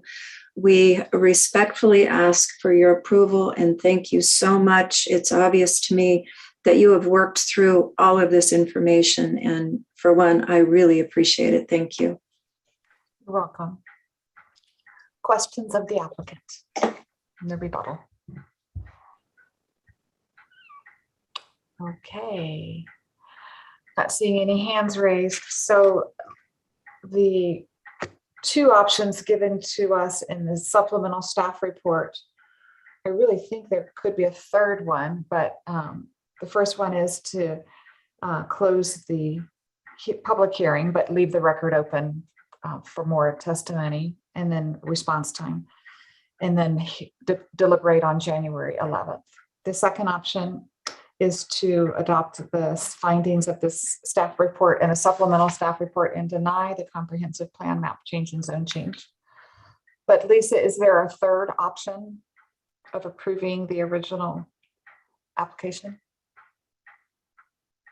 Yes, commission could approve it, could approve with conditions, could deny. Those are your choices tonight if you're going to take action tonight, or obviously a different option would be to not vote on it till the next meeting. Okay. So I need, looking to you, Commissioner McKinley, you lucky son of a gun. You will make that motion. I'm going to go with close the hearing and keep the record open. I move. Oh, and I need a second. Second by Levin. Okay, so that is, let's discuss that one. McKinley, Commissioner Goebel. Yeah, I think my question is just what additional information do we need to make a decision? Or are we just prolonging it? Yeah, exactly. Right. And maybe when I call on our colleagues, they may have some ideas. So I'll come back to you, Commissioner Goebel, if you have some more to discuss. Commissioner Pollock, followed by Commissioner Kopcho. Well, the only thing is, if you put a mixed use, most of the mixed use we have here that we're creating, especially with our Salem, was to reduce the amount of traffic, therefore no drive-throughs. I remember, going through this is that we don't want drive-throughs in the mixed use because we're wanting to promote the pedestrians and the bikes and, the healthier stuff like that. So that's not going to work. That's not going to work for the applicant, unless of course maybe portion of it is. But I'm always with my 4 squares of the contracts, 4 squares of our codes, that we got to take a look at what's within the code. The TIAs or the like Olivia said, the analysis is a TPR for a zoning change. Got to look globally, and that some of them will require TIA, and that the TIA, as stated by the applicant's legal advisor, is weekdays. It's not on the weekend. Yes, Costco is a unique beast, but the thing is that our code, we got to go within the code. What exists. We just had this argument on a couple of other ones when I can say is that we can't, it's unconstitutional to do retro, and it's also unconstitutional to go forward. It's what's within the 4 squares of the code. Unfortunately, I don't see, other than other than changing a code, I don't see any more information that we can get. I'm more likely to approve it with conditions, but I certainly am not going to support a denial. Okay, Commissioner Kopcho. Sure. So with respect to the motion to close, keep it open, come back, I can't say I'm for that, because I don't see a need necessarily. Also, if we do that, then Commissioner Pollock, who just gave some thoughts, won't be here. No. And I wouldn't want to deny such an opportunity. And a pleasure. Make me the bad guy. Yeah. So so I can't say I'd be for keeping it open until January 11th. Okay. Commissioner McKinley, Vice President McKinley. Last meeting, Vice President McKinley. Yeah, while I enjoy to have this on a meeting that I'm not in, I will withdraw my motion, and I will not make the motion. So I look to someone else to make the motion that has more detailed conditions in mind.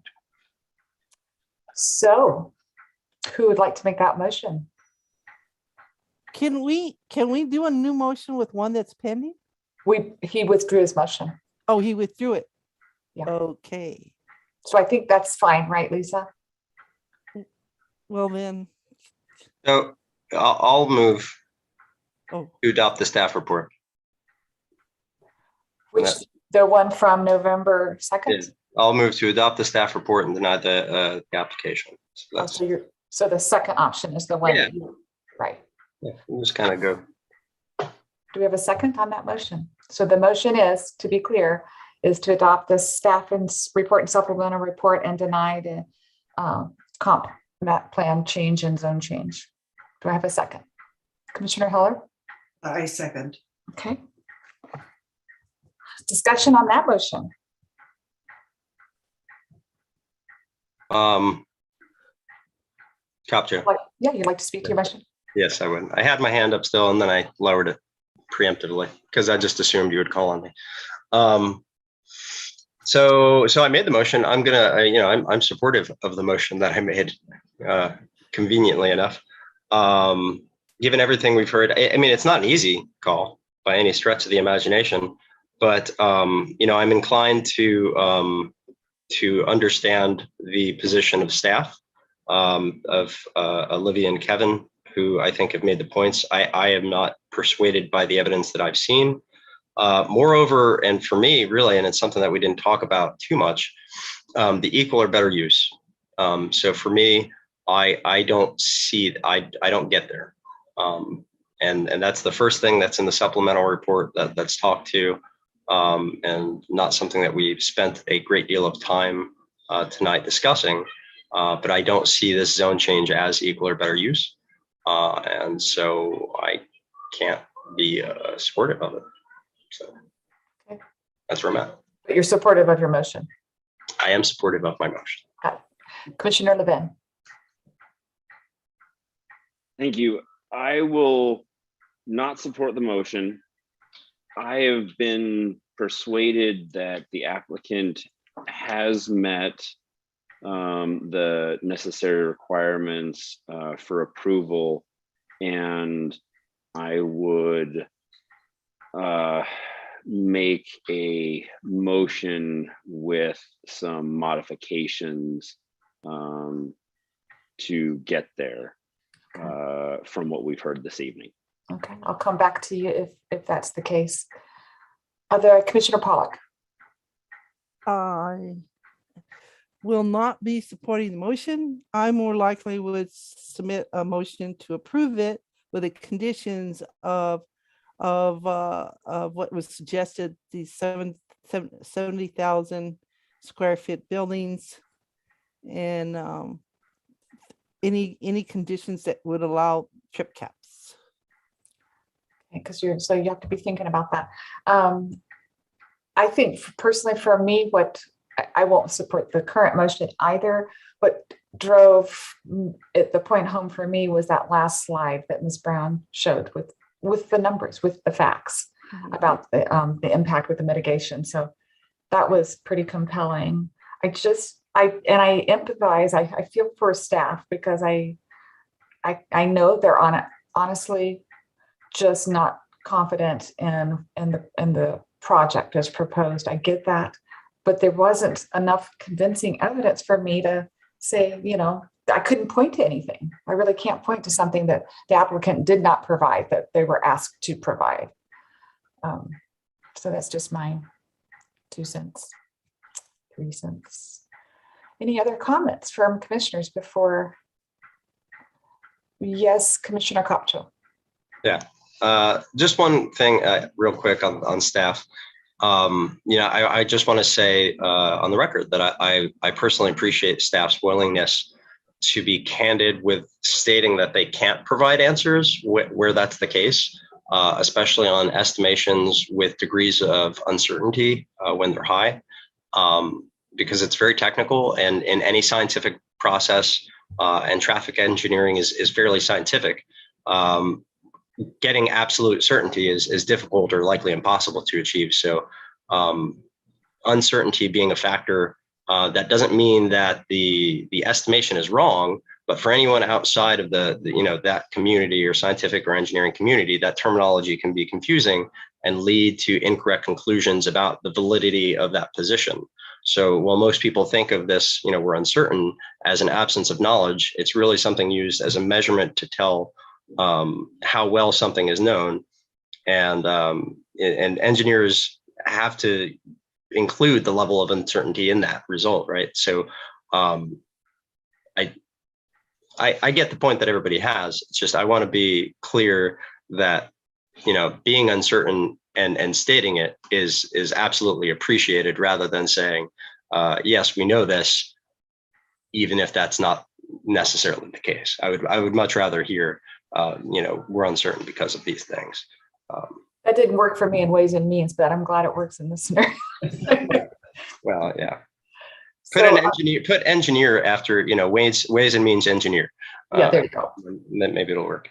Yeah, maybe. Other conversations before we vote on this motion? Okay, so the motion before us is to adopt the findings of the staff and supplemental staff report and deny the comp plan map change and zone change. Shelby, so if you vote, say aye, you're in favor of that motion, and nay, you're not. Shelby, will you please call the roll? Commissioner Augustine? Nay. Sorry, was that a nay? Yes, nay. Nay. Okay. Commissioner Goebel? Nay. Nay. Commissioner Griggs? Yes, sorry. Commissioner Griggs? Nay. Commissioner Heller? Aye.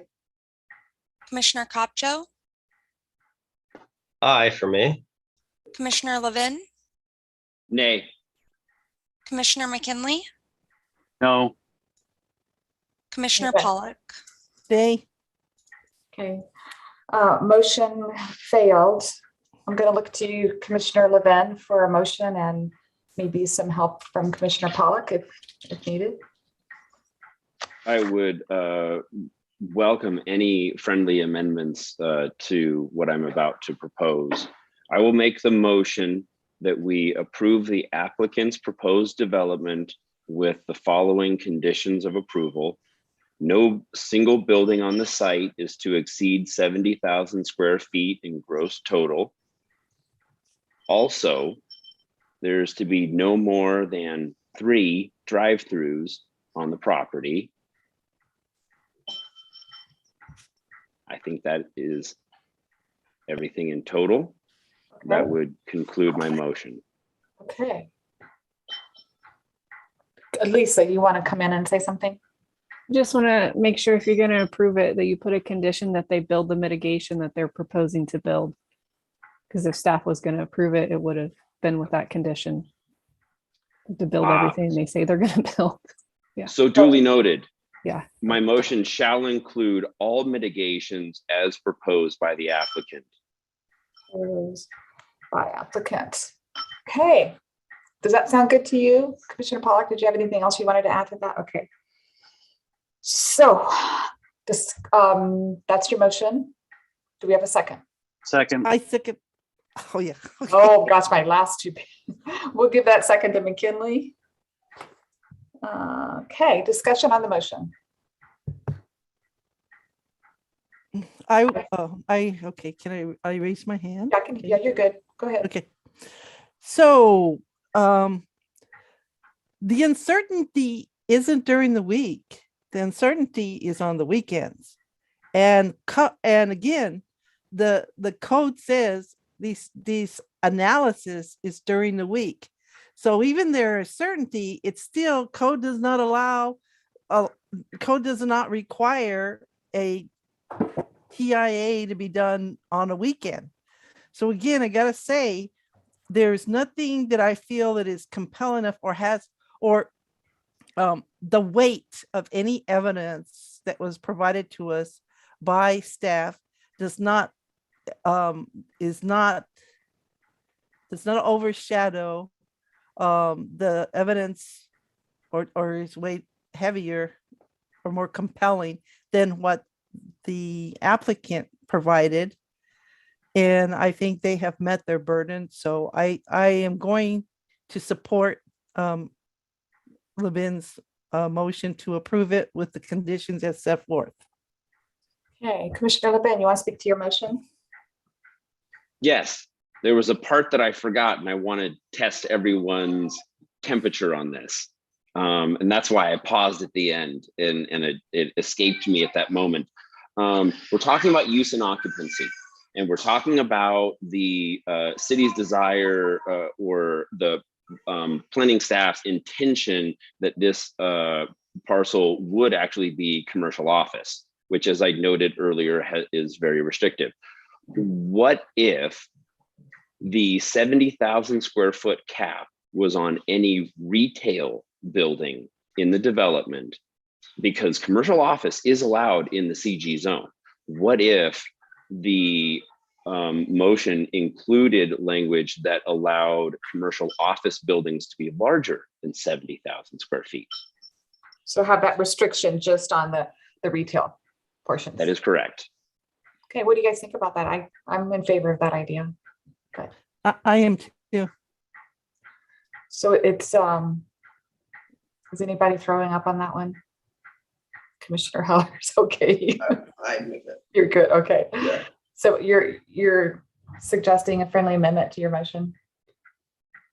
So the way I hear the motion, so correct me if I've got it wrong, is that we approve the November 2nd request that the applicant's proposing to change comp plan map designation and zoning from single family residential with RA zoning to commercial with CR commercial zoning with the following conditions. One, no single building, retail building would be over 70,000 square feet gross total. However, those that are commercial office would be, 70, could exceed 70 feet if it was that use. I'm not wording it correctly, but I know you will. No more than 3 drive-throughs on the property, and to include all the mitigations that the applicant proposed in their paper. That is correct. Did I get all that right? That is correct. Okay, so that's the motion, and it's been amended by the motioner. It's not even a word. Let's discuss the full motion before us. Commissioner Kopcho, you look like you're thinking. Go ahead. Yeah. So anytime that we have a motion or before us where we have added a bunch of conditional conditions for approval, I feel like it's because the plan before us isn't that good to begin with. And so kind of brings me back to why I voted for the first motion that I made. And that's kind of my concern. As was mentioned earlier, just because a building might not be able to exceed 70,000 square feet doesn't mean you can't have, as many buildings as you can fit that are all 50,000 square feet. So that I am concerned that it is, I don't know, I have concerns, I guess, that it is short-sighted in nature. And I mean that in the nicest possible way, because I know that that term is not normally associated with niceties. So I can't get there. So. Other thoughts from my colleagues? Okay. So we have the motion before us with the conditions. I thought you were going to say, Commissioner Kopcho, that when we put conditions on a motion, on a proposed motion, would the applicant even like them? But I'm assuming, based on the comments that we heard from Ms. Kellington and Ms. Brown, that they would be amenable to those conditions. But typically that's one of my first go-to thoughts. So we have the motion with the 4 conditions. Shelby, will you please call the roll, signify by saying aye if you're in favor of the motion, nay if you are opposed. So I think we need to do a vote on the amendment and then go back to vote on the original motion. And I only have 3 conditions. I'll read them back just to make sure. Okay. No, the first motion, not the amended one. No single building on the site is to exceed 70,000 square feet of total or of gross total. The second one, no more than 3 drive-throughs. And the third one, that all mitigations proposed by the applicant are to be constructed. So that's the 3 original that I have. And even though the proposer of that motion, Commissioner Levin, accepted that friendly amendment, we still have to bifurcate that motion.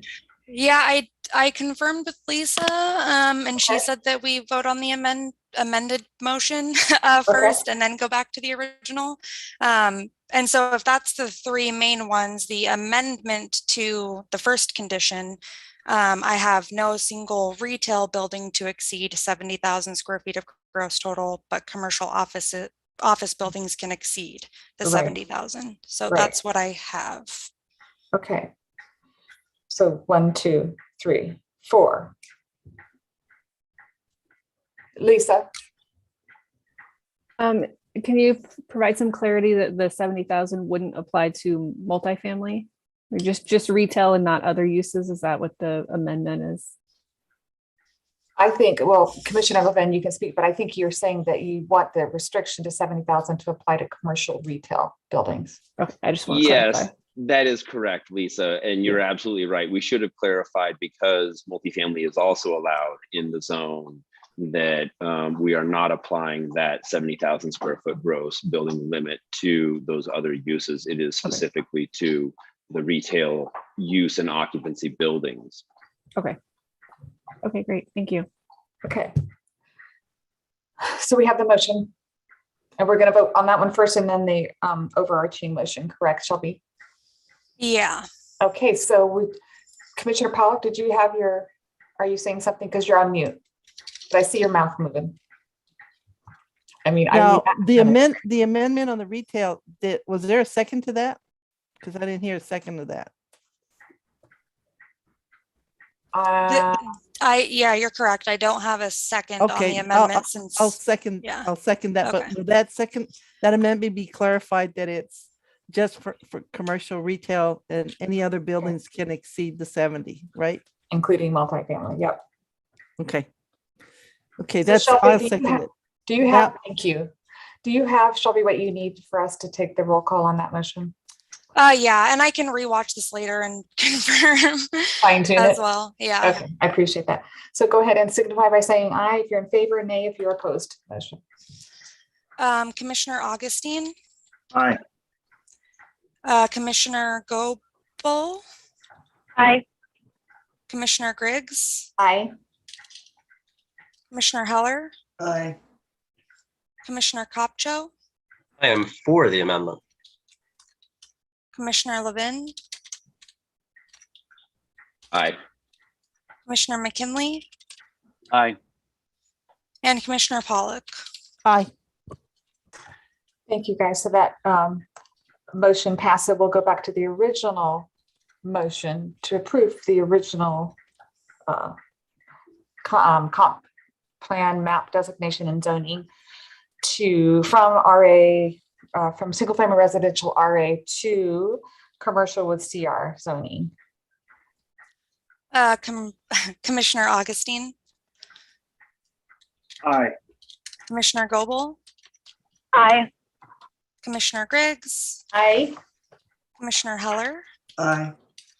Commissioner Kopcho, No. Commissioner Levin, Aye. Commissioner McKinley, Yes. and Commissioner Pollock. Aye. Mr. Kapani has his hand raised. That motion passed, I believe. Mr. Kapani? I just wanted to confirm that the traffic mitigation that was proposed by the applicant is included in that, in those. Yeah, in the amended motion, yes, it was. It was the fourth. Okay. So that motion passed. We're on to special orders of business. And do we have any? Nope. No, but now I can celebrate. I love I want to thank you for really sending me off with one of the hardest cases that I'm sure I'm never going to be able to walk in West Salem or South Salem again. At least that one I bought nice, here. Commissioner Kopcho. Oh, a tree. Yeah, well, Before we get to comments for the good of the order, because I know there are going to be some good ones. Lisa, we didn't have special orders, information reports. We don't have any. We don't have any additional public comment. So we're ready for you in your red background and green dress. It's like maroon, but looks very red with my green shirt. Very festive. The only thing is I sent out by email that the council is going to interview 3 potential commissioners in January, potentially at their first January meeting. So stay tuned. We may have 2 new commissioners soon. And then other than that, I just want to thank Commissioner Pollock and McKinley for all of their dedication on the Planning Commission and their long tenure. I really appreciated it. And I know Commissioner McKinley, you're going to end up on another commission, right? HLC and then Planning Commission, and I'm sure you're going to be somewhere else. So I will see you around. And I don't know, maybe Commissioner Pollock, maybe you're going to go back to the Neighborhood Association, because that's when I first met you. And you probably know you have so much more knowledge now. No.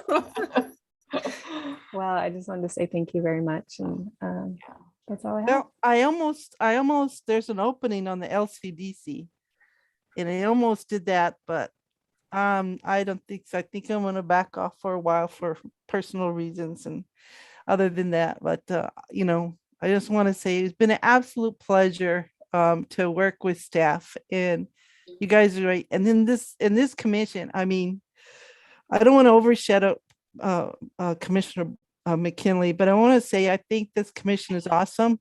We really have taken Salem from into smart growth, which is basically and kicking and screaming, I think sometimes.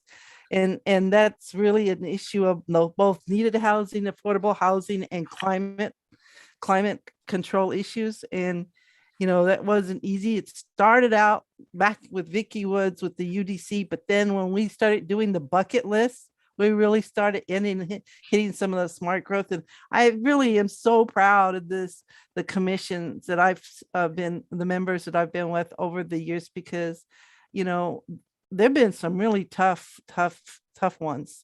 You know, I could have done without the bees and the ducks and the chickens, but other than that, you know, I think you guys are awesome. Now it's McKinley's turn. Mr. McKinley. I have nothing to gone say. into- Thank you all. I have nothing to say. Well, and good job on the article in the paper on the flag. You're making Yeah, we'll that see big. if it works. Maybe the new mayor will have more to say about that tonight. Oh, baby. Whoever that would be. I mean, you know.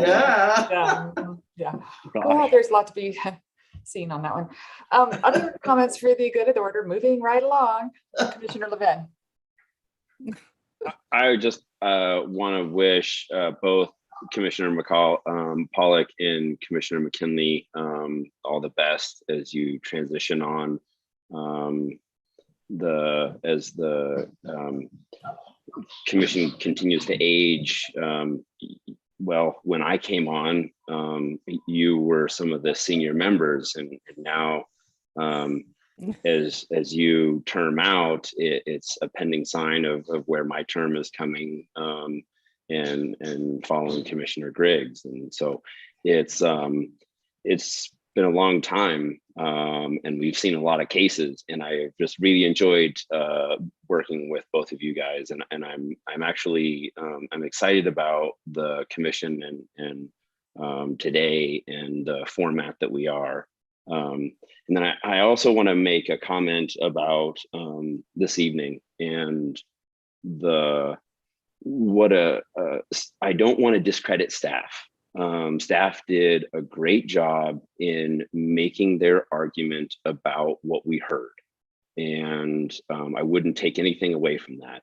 And I think when it came down to it, for me, there were too many little issues that added up in the other direction from what staff was sharing, that for me was important. That I think my microphone just died. That this was a well fought, well argued hearing by both sides, and is one of those decisions that I think for the younger Planning Commission members will stick with you at the end. Because as Commissioner Pollock and Commissioner McKinley term out, I'm reminiscing of hearings, and one of the early ones that I sat in that I felt like I was thrown into involved a very large developer who's been part of different entities, and unpacking that in a hearing that was extended, I think, until 10:30 or 11 o'clock at night, was a marathon. And what transpired from that as far as development or not development once the decision was rendered. And I think that it was pointed out that we don't know if the applicant will be happy with our decision this evening, and if they will follow through with the development as been allowed.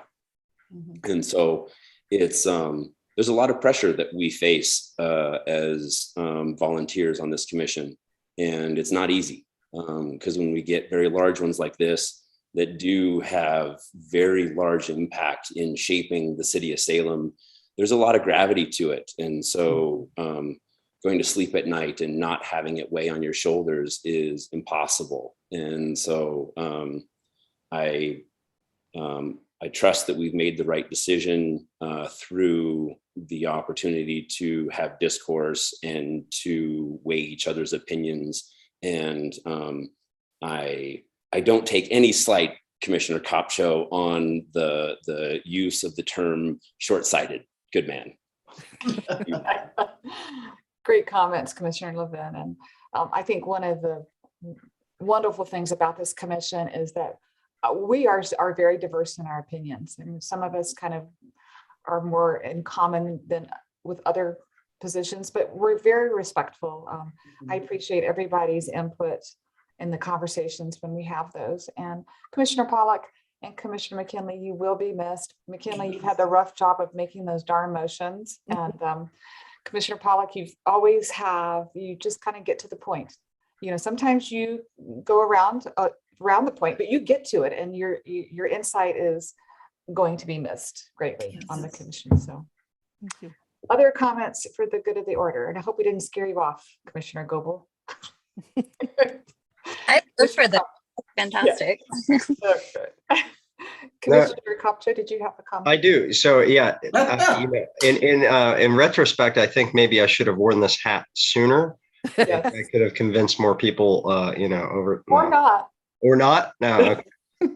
It lights up. I don't know if you can tell, but it does. Actually lights up. Yeah. We put way too much effort into this silly hat. But no, both Commissioners McKinley and Pollack, it's odd for me, who I've only, I've been on for 2.5 or so years. But as I look around, and even in the absence of Commissioner Slater, that puts me after you two depart. There's Commissioners Griggs, Levin, and then me. Somehow I'm thrust into this role of seniority, which is scary for everybody. No, but and you're so convincing in your authority with the green. With the green hat, yeah, that's why I wear it. It's kind of like the conch shell from Lord of the Flies, right? But without all the Lord of the Flies. But thank you, in all sincerity, thank you. I've learned a lot from both of you, when to speak, and from Brian McKinley when not to. So, and I really appreciate it. And team A, option A for the flag. Just putting that out there as a shameless plug. Yeah. Yes, vote for option A. And Commissioner Goebel looks like she's on her way to a holiday party or something, because you're all dressed up. Any other comments for the good of the order? Well, if not, Commissioners Pollack and McKinley, we'll see you in the audience once we're back in person, and I will adjourn this meeting. Have a great holiday, you guys. Happy holiday. Happy holidays, Merry Christmas, all of you.